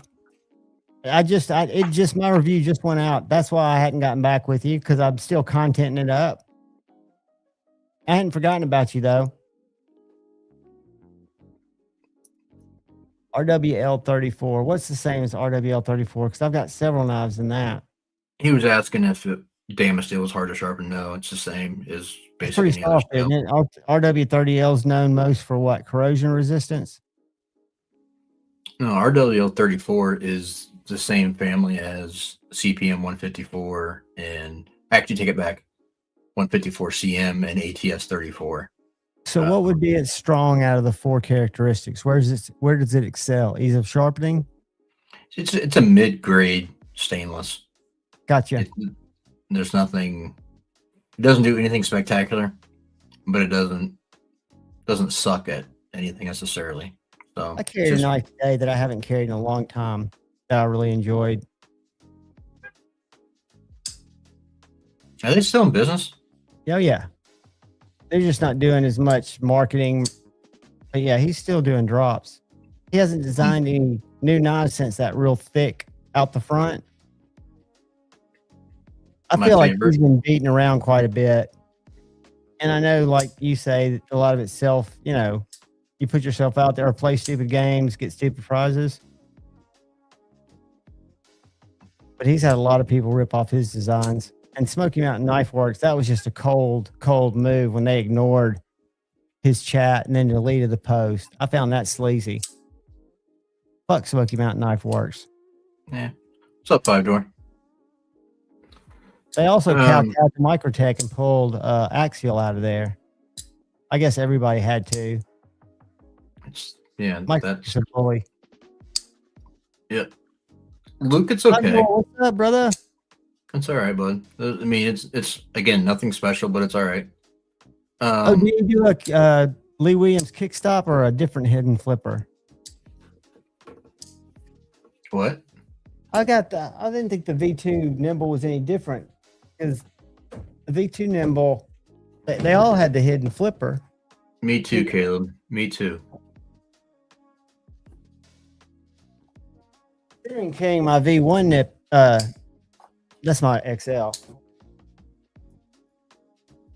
I'm a huge EMP fanboy. But how'd they hide it in the V2? Because this one's got the little flipper tab back there. Oops, I failed it. And the front. And the hole. This is one of the first fidget knives I bought. And mine came with a different hardware. I put this hardware on it. This is a version 1. My flipper was hidden last week when Javon wouldn't pick me up and I had to walk in the cold. Dopey. I offered to come get you, and I would have too. But no, you know. You've been colder in Javon's car. Yeah, you've been cold, but I've had the passenger seat heated up for you. The passenger side's warmer. About 30 degrees warmer, actually. But man, it's been here the last 2 days. It's been in the low 60s. Yeah, that's what Shane was saying. Been crazy weather. It got up to like 45 today. Are you covered in the snow? No. I don't have any right now. Are y'all familiar with Arcform? Yeah. And you know, Arcform allegedly went out of business. Well, they didn't allegedly go out of business. They went out of business. We just ordered 8 Arcform Theories. Well, they sold out what they had in to Flytanium. Leftover stock, yeah. You know who owns Flytanium? This is just a hunch. But it makes sense. I know who you think it is, but Flytanium is just, I mean, look at the addresses. Do a little Google of it. It's China based as far as where they get their products from. Correct. I'm not talking about where they originate. I'm talking about who is responsible for their parent company. Yeah. Yeah. But I liked Arcform's designs. I say that. I don't carry them much, but this was my first over $300 knife I bought from Knife Works. It's a horrible knife, by the way. Yeah. Arcform Slimfoot, but I was a flipper only guy. And it's a well-made knife. I think Riot made this knife. And then what's weird is ProTech did a collaboration on an Arcform automatic, and it's disappeared from ProTech SKU. And I guess that's because they went out of business. It makes sense that ProTech wouldn't offer it anymore. Ryan Ellis, I'll boot your ass. Stop it. And why aren't you up here? Five door hit the ding, ding, ding, ding, ding, ding, ding, ding, ding, ding. Come on up here, Ryan. Ryan just likes to lurk. He's probably watching inappropriate TV. He's got his pants around his ankles and peanut butter. Yeah, exactly. Andy.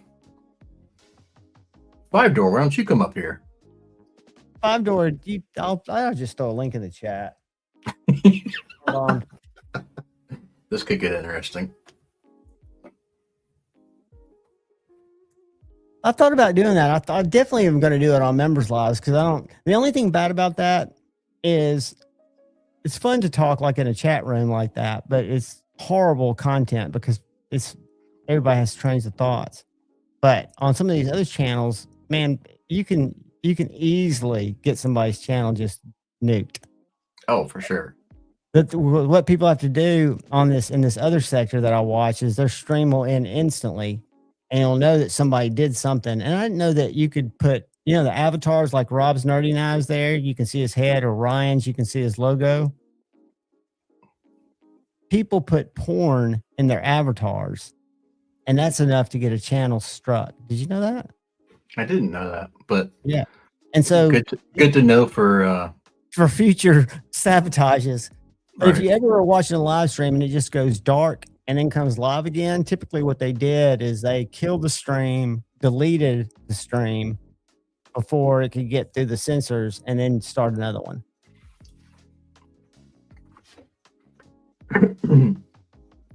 Right. No, Elite Lurker, not as much that, but when you have people talking over each other. Please do. That is my favorite avatar of all time. And the story behind that of whose email it goes to is even better.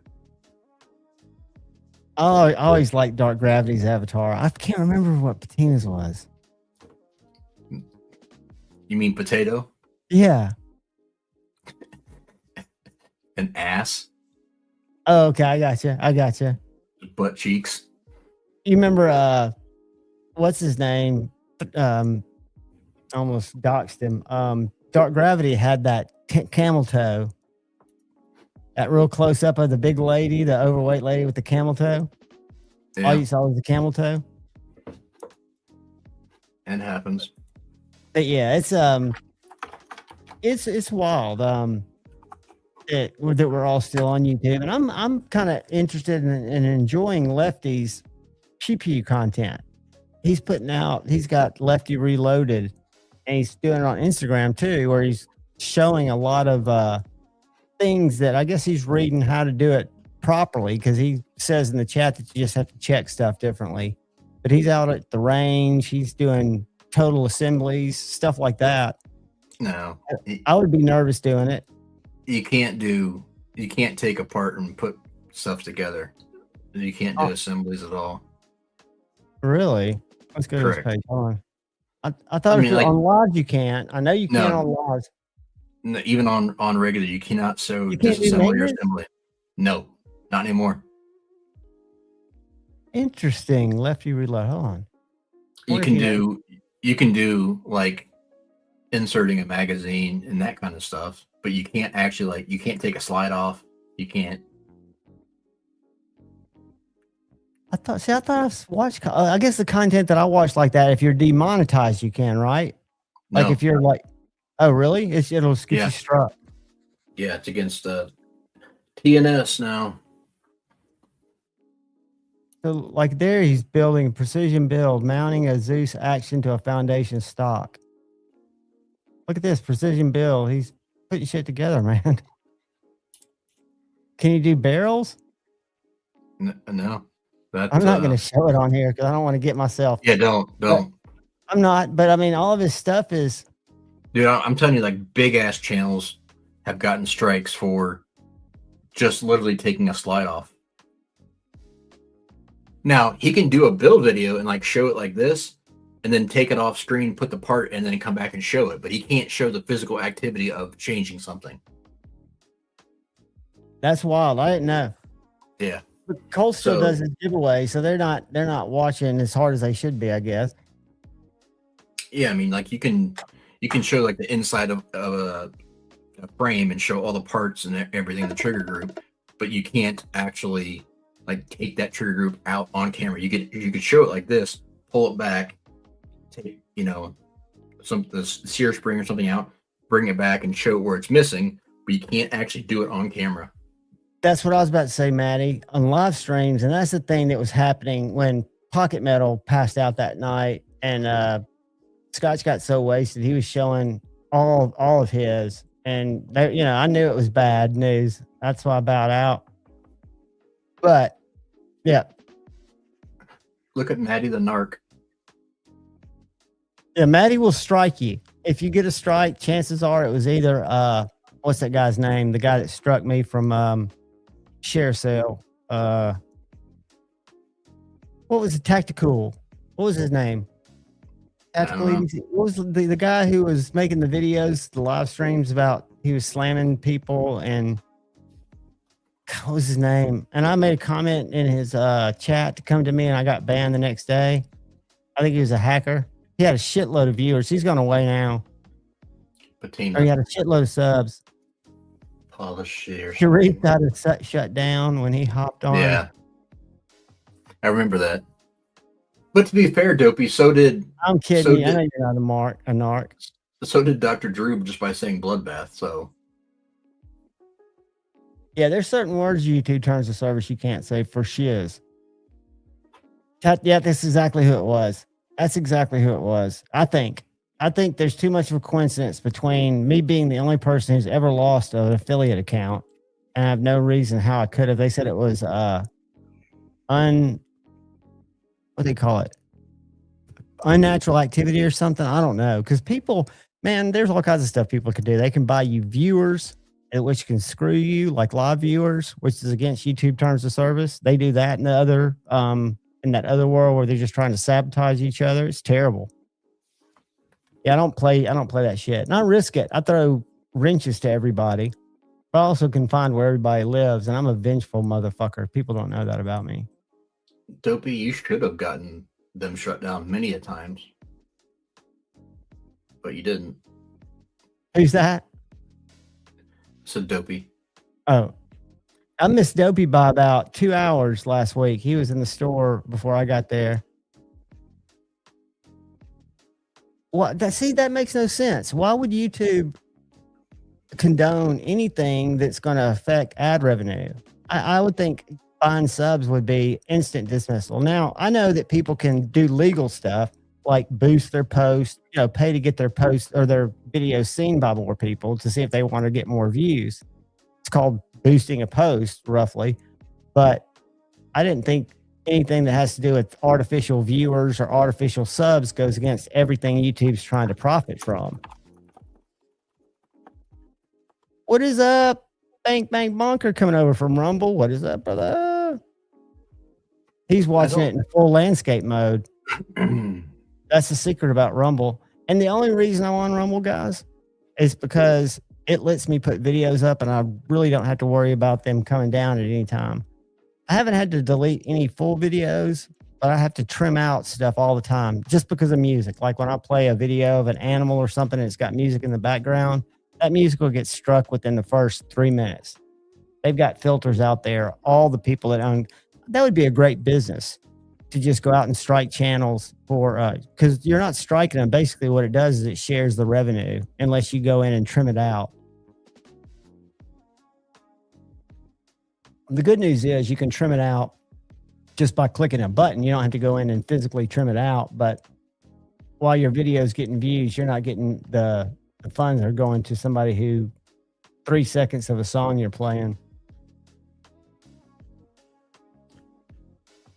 Sharif is a rock star. I ought to drop it. Do you think I should drop the link in and we should just see who shows up in the lobby? Wait till it gets a little later. Yeah, say go for it. Who cares? It's not my stream.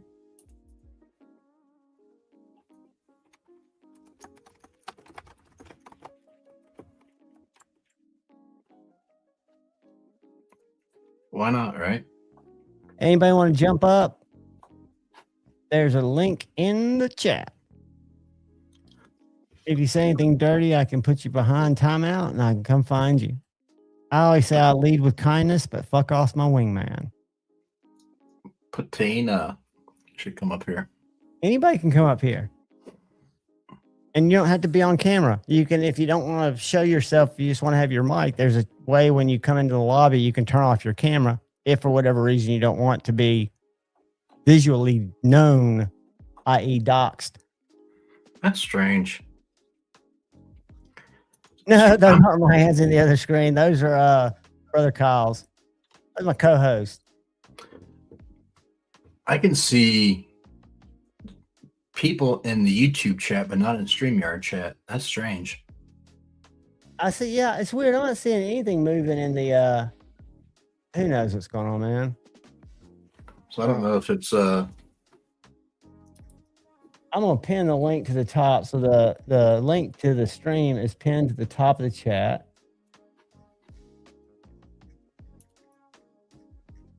Captain Clippoint. You know what, Kyle? I just shared it on a vertical stream. Oh, fuck. I know. You better delete that right now. I'm pulling it down. Ooh. Y'all missed your goat. People say, why do you burn so many bridges, John? I'm like, because I swim like a fish. Night, Robbie Rob. Have a good night. Dude, I've got a full day tomorrow that I was supposed to be off. I found out. Oh, I could have said no, but I said yes. I'm an idiot. I'm too damn reliable. And I have a feeling that I'll be I have a feeling that if he's not back Saturday, because I like having my weekends off. I'm not looking to be there every day. Next week you're gonna be full time. I doubt it, man. I mean, there's still things we haven't really covered. We're still on a trial basis. I'm just gonna figure out which one of the two of you stabs the other one first. I've watched, I think everybody in there except the owner I've seen bleed. I mean, cuts are normal. I had the weird one that fell on my ankle when that spear point came out of the Microtech cabinet and hit my foot because I just instinctively, without even thinking, stuck my foot out to break its fall, which was stupid. I should have let it hit. Todd Carr, what is up, brother? I don't know if I said hey to you yet. Always good to see you, man. A wealth of knowledge. When Shane's here, we just don't get into the deep, dark, dirty shit. Yeah. Have anybody seen any good sleep lately? You and I bring out that, not him. That makes sense. Oh, God. Here we go. We got the man, the myth, the legend himself. What is up, brother? What's up, Droopy? He's quiet. Can you hear him? It was very difficult to get this link. Just so you know, because you can't copy and paste comments in the vertical stream very easily. That's a godsend. I'd forgotten it. I'd forgotten about the vertical streams. That I was broadcasting to more than my normal 30 people. So I pulled it down, but I'm glad you came in, dude. What is up? How have you been? I think I might have fixed the audio. Is that better? Oh yeah, you sound fine. All right, perfect. I had to switch to my Bluetooth headset.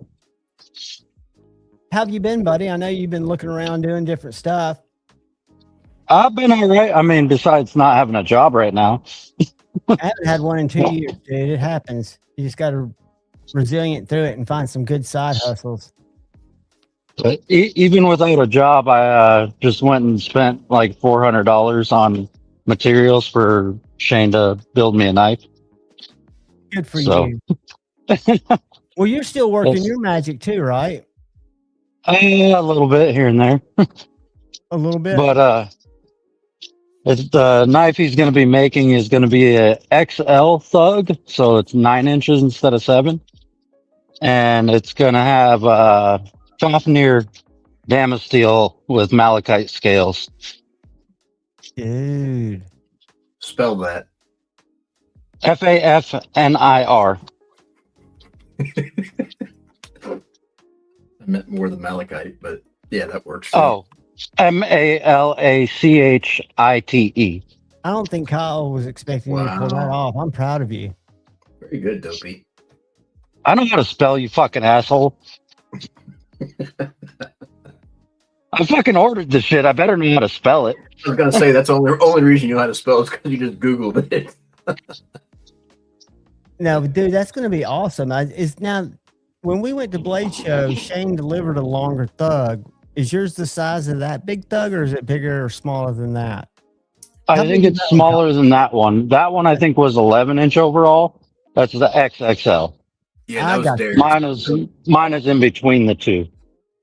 Yeah, Derek's was almost a foot long total, the XXL thug. So yeah, you'll be just a little bit bigger would be nice. I was gonna go with the 11-inch size, but fucking Damasteel is expensive. Yeah. Oh yeah, I can imagine. What An pattern extra did you 2 get? inches adds a lot of money. Yep. Did you get a particular pattern, Dopey? Yeah, Fafnir. Fafnir. Oh, you said that earlier. I appreciate the spelling.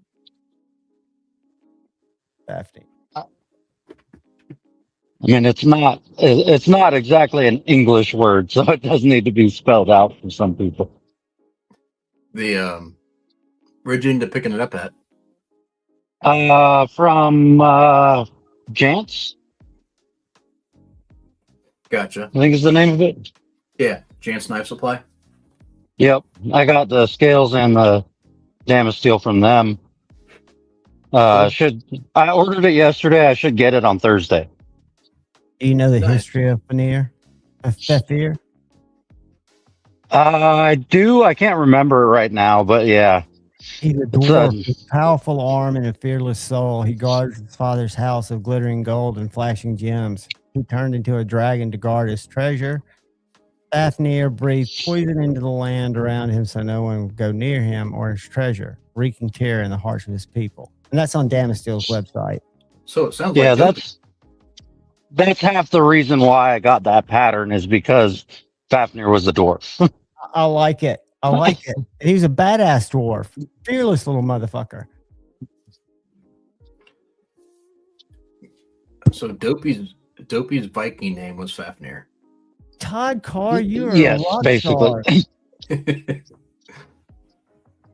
And guys, the only reason I do this is to been an experiment. And so far, and it's not about ad revenue, it's just about exposure. I get, not during the stream, like Stevie used to get a bunch of people in his stream, which was fun because he'd get troll comments. And I always thought that was a fun part of watching the Honey Bucket. I don't get any more. But afterwards, and I guess it's just because they're counting views differently, probably how many people it's exposed to, but it gets a lot of views. Windows laptop, I can't chat. Copy, but the vid is extra small. So my point is, I will start going horizontal again. I'm not doing this for anything other than an experiment, and I'm not getting the extra people that I wanted to have fun with and play with. There's Dopey. How are you, buddy? Yeah, I'm out walking again. So. Where are you walking to? Home. Where'd walking you go? home. Play Magic the Gathering. That's every Tuesday and Friday night. Oh, cool. I just walk there. It's like 2.5 miles away, so I walk every time. Are you Unless it's raining or snowing, I'm walking. No, I'm in Madison. In Madison, I got you. Yeah, I live over in Cliff Farms. I know exactly where that is. There's everything you need is in Madison, and you're close to Midtown. Have you made it really close? Yeah, you're as close as I am, and in 5 points. Yeah. Have I made it to any what now? Have you made it to any concerts at Orion? I have not. No, I haven't. Yeah, I'm not a Fish fan, but Fish travels with 9 tractor trailers with their lighting equipment, and they had not been able to set up because there wasn't a venue big enough. And the first venue they set all 9 tractor trailers up was Orion. It's evidently a pretty badass place to hear a band. What's up, Drinkwater? Drinkwater, what's up, brother? I mean, 9 trailers for one band is kind of ridiculous. Just the lights. For the lights. Yeah. But Fish is That's a ridiculous crazy. band. I mean, they're bands like them just don't do things the normal way. They don't pull normal numbers. I'll tell you who's blowing it up and who's sold out Orion 3 nights in a row is Billy Strings. I feel like even Pink Floyd wouldn't have used 9 trailers for their lighting and all of that, and they had a crazy setup for their shows. They did, but think about this, Dopey. If Pink Floyd is forward thinking as they were, or recording now, active with the technology that's available, I can't think that they would settle for anything less than the best. What was available definitely. for them to use? What because they were using stuff in the time that you couldn't use with lasers and things like that, or people weren't using.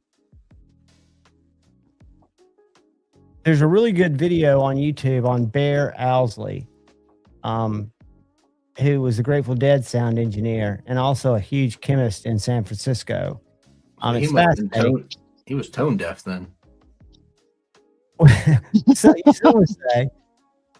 Believe me, I agreed it because I could not listen to him until I saw him. I understand how they sound to people who don't like him. It's like Fish sounds to me. Some people love Fish. I can't listen to Fish. It's not my jam, but I can listen to jam bands, just not Fish. And I appreciate Trey Anastasio, or however you pronounce his name, as a guitar player. Oh, they're so good. I mean, so good. And he used to play with the group. There's some videos. I think they've been scrubbed off YouTube called Psycho Circus from about 10 years ago. But yeah, they kill. I mean, he can play metal. He can play anything. And he sings well too. But his crowd, what's weird is I saw him 5 years ago at the Mars Cafe, little adjacent restaurant bar gig place to the Civic Center, but it's a one room, like a big, nice bar gig. And 5 years later, he's doing 3 nights at Orion. That's a huge skyrocket. The type of venues he's been playing each year. It's just getting crazy. Javon, on the right hand side, look at the bottom right chat. That one? So no, Maddie, on the very, very right. Private. Oh. I play 4 different decks, Maddie. I have a poison deck, a sacrifice deck, a Voltron deck, and a artifact deck. They're all monocolored, and it's all commander. To answer your question. So Dopey, are you still passionate about I mean, your work? You're just not in a setup really where you can do it now, or you just? I honestly just haven't set up the space for it yet since I moved to Madison. I got you, because you've got a pretty. I mean, I would think with the type of work you're doing, there's got to be a lot of. It's not just sitting there working on it. You've got to do it in stages. Yeah, somewhat. Depends on the job. I mean, if it's just a basic color, then it doesn't take much. But if I'm doing patterns or anything like that, or different graphics on it, there is quite a few steps to the process. Got to have room for the vinyl printer and acid baths and all that stuff. So it does take quite a bit of space. And I meant to get a desk when I moved here, and I never bought the desk, so haven't set everything up.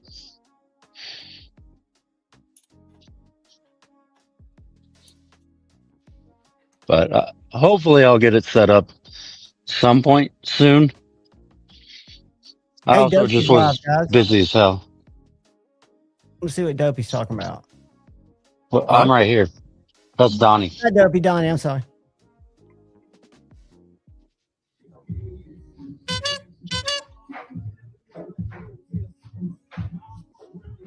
Is my sound broken? Nope, it's playing. All right, I'm done. So that's going on, guys. I think Cole just got Scott over being live. But no, Dopey's work is next level. Are you going to Rocket City Night Show, Dopey? When is it? It is I think it's in like 2 months, February. It's in February, and there are 25 tables left. They're very reasonable. The guy happened to come in the store. Knives and More is not going to display down there. They're just going to, some of those, I think John's going to go down there. I filmed it last year. I'm probably going to go. And Shane was going to get a table. I'm trying to get in touch with him because I think which is a good thing, I think they've been absorbed quicker than the coordinator or the promoter was expecting. So maybe it'll be a bigger show this year. Yeah, the problem with that show is it's almost entirely case knives. You're right. There was some customs and stuff, but there was a lot of tables with just case knives and like a bunch of tables with kind of flea market stuff, basically. Correct. And the thing that I didn't know, listening to this guy talk, last year they had it set up where you had to move in on Saturday and move out on Saturday. It was a one-day show. And this year they're letting them move in on Friday. Allegedly, that was one of the complaints for people who didn't go, right? So or that decided not to go because it was too much for them to drive over from Tennessee, get there early enough to set up, and then break down. Right, that's a lot to come get a room, set up, and then go to the show is a little bit different. So hopefully it'll be. I found, and it's been dopey. It's been a social experiment being down there doing part time at Knives and More to see how many people buy case knives. I mean, I'm having to educate myself on patterns of case knives, but case knives are a huge amount of sales out of that store. Oh, yeah, they're big here. I mean, if you go to some other states, people don't care about case knives, but here they're one of the top sellers for pretty much any store that sells knives. A lot of stores only carry case here. Yeah, and I think the ones we probably see, because I didn't pay attention to them. I don't pay attention to them when I'm at like knife shows, but I'm betting a lot of those are 60s, 70s, 80s, where these dealers are buying them at a pretty good price, and that's where their margins are. You know, kind of like used cars. Yeah, sometimes it is, but there's also sellers that just sell all the new stuff too. Yeah, that's true. And but you go to like any hardware store here, and they have a case knife display, and you don't see that everywhere. I didn't know that was an Alabama type thing. That's interesting to know, because I would have thought Case was just big kind of everywhere. I was surprised at whose Case's parent company is. You know who it is? No, I have no idea. Zippo. Zippo owns Case. That makes sense. Yeah. I would have thought that Case was bigger than Zippo, but when you think about it, no, because Zippo's a much bigger market. People who need fire than need knives. Satisfaction got it. He knows. Matty knows everything. I don't think it's just an Alabama thing. I think it's more of a Southern thing, with the Case being the prominent knife company in the areas. Right. I feel like it's kind of like a Southern tradition that your grandfather gives you a case knife when you're like 7 years old, and it just starts that collection. And like California, you never hear about anybody carrying a case knife there. When I lived there, I never heard about it. Right. But here, everybody's got case. Everybody. Yeah, that's it's interesting. I mean, because I saw it over Christmas, people coming in that come in every year and they buy a case knife for like 3 people. You know, there's like, I always get one each year for my grandmom, or I get one each year for my son. You know, it's that same story, where it's a replicating hobby that, again, I guess takes hold at a young age. And then when you get older, you're doing the same thing with your youngins. Yeah, see, just like Richard said, in Louisiana, they're real popular. When I lived in Florida for a year, I was looking for knife stores down there, and the only knife stores I could find were just case dealers. I'm pretty sure it's like a southeast thing, I guess I should say. Does anybody know where they're made? I don't even know where cases are made.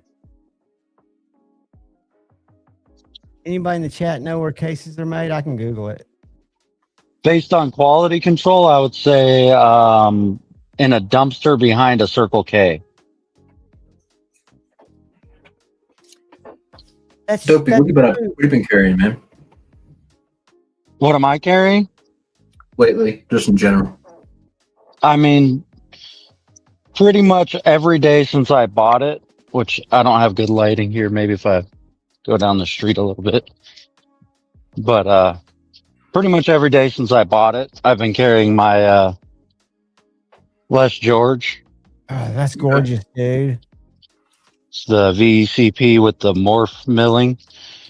I don't think I've gone a day that I didn't carry it since I bought it, which I did get it from Knives and More. I carry my Sabenza quite a bit. That's another one that's almost every day. It's a great knife. Is that the infamous Ghost one? Yes, this is the one that I got from Ghost, and every time I mention it, he gets mad because he wants it back. And I traded him for a Medford for that and a PM2. And then my Ripley's been in my pocket quite a bit. You were the first person to show me a Ripley when Donnie sat there and burned the bowl without offering it to me. I still hold that against him. How do you like that knife? Oh, I love it. I carry it all the time. I did a little bit of customizing on it since I bought it because it was just like a matte black. Yeah, I remember when I saw it at Blade Show, you just gotten it. I Did you do polished it something to up the and gave it blade? like a, huh? Did you do something to the blade, or was the blade always that smooth? No, the blade was always this way, but I did polish up the scales and give them kind of a battle worn look. Yeah, a little distressing on the edges. Took the color out of the zircotai and did a kind of a gold in it instead of the black and blue. It's gold, black, and silver, which again is hard to see in this lighting. But that's about all the mods I've done to it, which I mean, most people wouldn't do any mods to a $1,000 knife, but Yeah, well, hell, I'm it's not your knife- normal. No, well, it's your knife, and you're capable of doing quality mods to it, making it better. And I told Donnie when I bought it that it was eventually going to get modded a little bit. Didn't you have those as ghosted Timascus for a while? Yeah, so it was Ghost of Timascus where you just have no color. It's just the, or it's not Timascus, it's Zircotai. Same, yeah. So same you just have the black from the zirconium and the titanium's all just silver, but it wasn't quite my style. So then I anodized parts of the titanium into a gold. So it's gold, silver, and black now. And Or you gold. just do that with specific currents? You just know the currents to use that, or is there a different method to get it to change color? Well, yeah, you use certain voltages for certain colors. I got And you. then to do certain areas and not others, you use different methods like using a Q-tip instead of dunking it, stuff like that. Or you can mask with vinyls if you're trying to get a pattern or a design on it. Or you just get pissed off and throw your machine like I do. I mean, there's It's got to not be a lot of trial and error, right? I mean, it's not something that you can perfect quickly, or is it? I mean, I feel like you never really perfect anodizing. Some people try to look at it as a science, just straight science, and it's just this voltage is this, and every time I dunk it that way, it's going to be that color and it's going to turn out that way. It's kind of half science, half art in my mind, and it's really hard to perfect something that's actually just mostly an art. Right. To get consistency, because you're always striving for better, I guess. It's Well, too I think finicky that's for my taste. I think that's your problem, Kyle, is you're too much of a perfectionist when it comes to stuff like that. And you literally just can't be for anodizing. It's always going to come out a little different. The composition of the metal, the surface finish of the metal, the amount of electrolyte in the water that you're using, your anode and cathodes being different. There's just so many factors that are involved in it that you kind of have to, if you're trying to get a specific color, it's always best to kind of ramp up to it instead of just saying, well, you know, I get gold at 55. I'm going to put it at 55, dunk it and pull it out. It doesn't really always work that way. You're more like having to blend the colors in or shade them in an artistic way with your voltage to get them where you really want them. Yeah, kind of. Not only that, but if you leave it in for too long after you hit that color that you want, even if the voltage doesn't change, you're going to get like a haze in it where the colors don't pop. You have to know when to pull it out and everything. It's not just set it to that voltage, leave it sitting in there for 20 minutes and we're good to go. It's like a 30-second thing and you got to pull it out right away. If you don't, you're going to get different colors. If you get any oils on the metals, you're going to get different finishes. There's so much involved in it that a lot of it is prep work. For the most part, is if you do your prep right, you're going to get better results. But at the same time, it's just kind of figuring out little weird tricks with it too that make it things turn out better that way once you figure out all the little tricks. I don't know if you can see It's or not, Dopey, but I just did this one for a giveaway.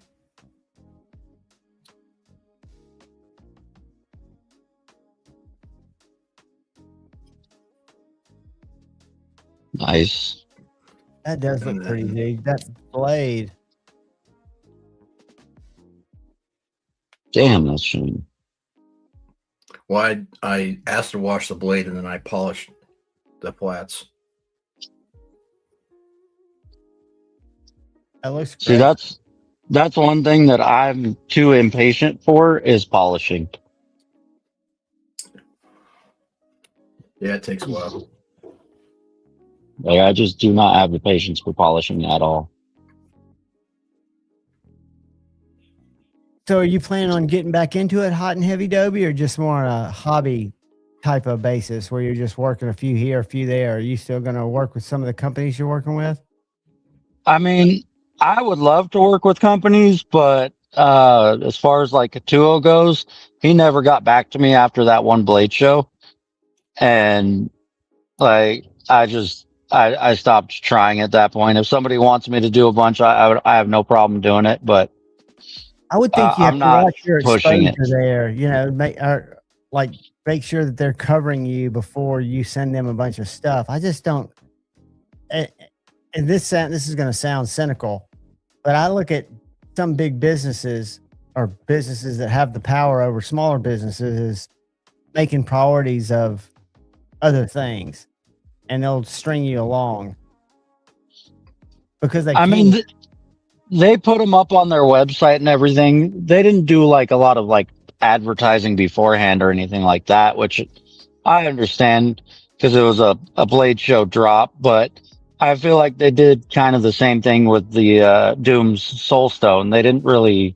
They just put it on their catalog and they're not, it's not being seen. Yeah. Yeah, they didn't do much advertising for it. At all, really. They didn't try to hype it up at all. They didn't throw it on their Instagram. I think maybe one or two pictures of it, and that was it. Yeah, and that's such But an I mean, easy thing to do is to make posts. that contract doing all those knives for them is what got me my Ripley, so I'm not mad at it. No, and maybe it's a good thing to keep you from getting in a situation where you're getting overburdened and you're not getting the return you expected because of the time that you're having to put into it or something like that. You know, maybe it was the universe providing some knowledge, you know, to keep you more focused on things that are more profitable for you and still keep it enjoyable. Yeah, I mean, it was plenty profitable. It was a lot of like tedious work because I did splatter pattern on it, and I that's understand them, yeah. there was 2-color splatter and 4-color splatter. The 4-color splatter is a lot of work because you're putting basically nail polish on it for each color. So you can, and then you got to go through and clean all that nail polish off. And even nail polish remover, when you're removing a full layered nail polish off of a scale, it takes a long time to do. Yeah, I can imagine. And I would think, just like anything else, you don't want creative burnout, or you don't want to start hating what you love doing. You know, you don't want to get overburdened with it to where it seems just like a hassle. Kind of like making videos can be. It's to me, it's always fun because it's even with the splatter pattern, doing so many of them, it's always different. Each one comes out different. Each one is a little bit of a different process, even with doing 50 of them. They're all still slightly different. Right, because they're hand done, right? I mean, it's an organic process to some extent, like you said, depending on electrolytes, the metal. It drives me nuts. See, if I was doing that shit that I forget the company right now, but they do like the laser anno. If I was doing that, I'd get bored of it because it's just putting a knife under a laser.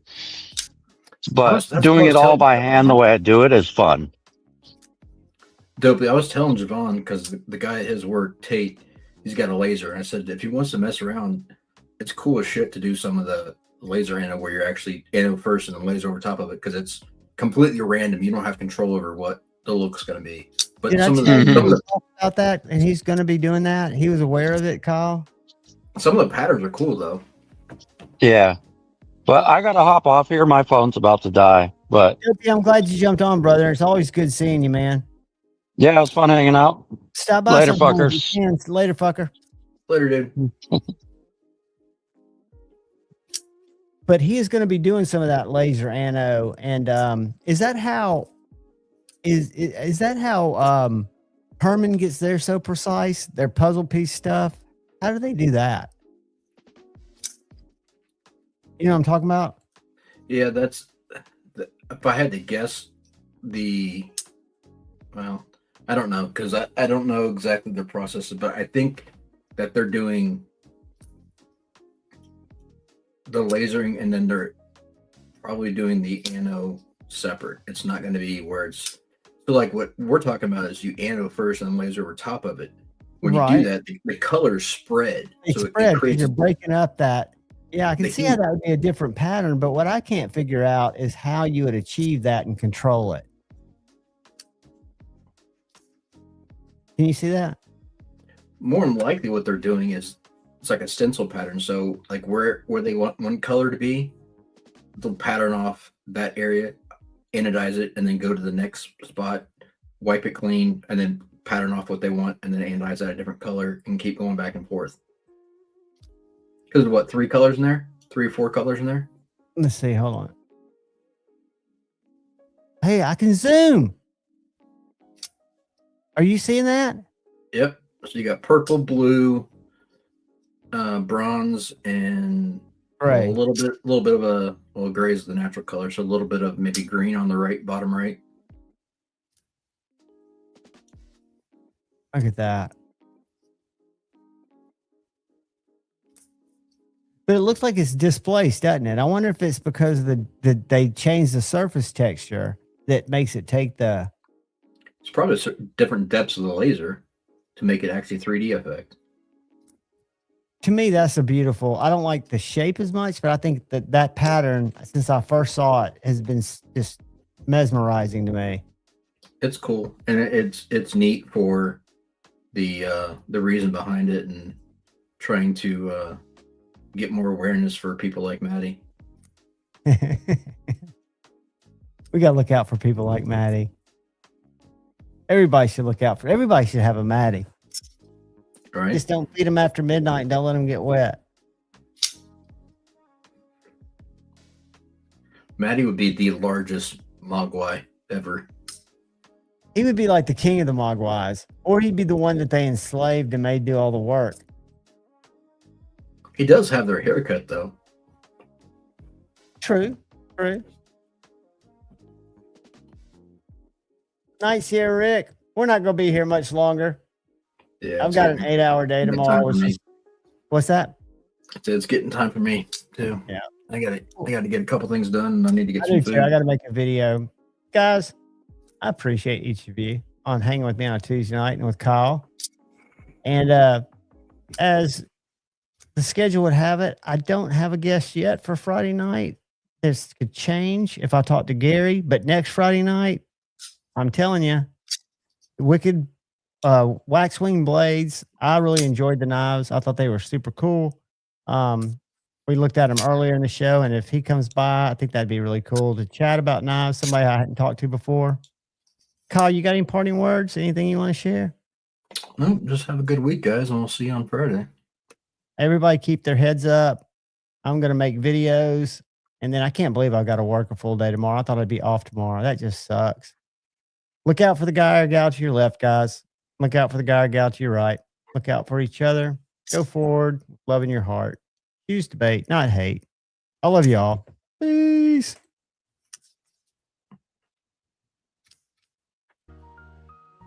Channel may be nice, but I have the most fun on the lines. Settle in and grab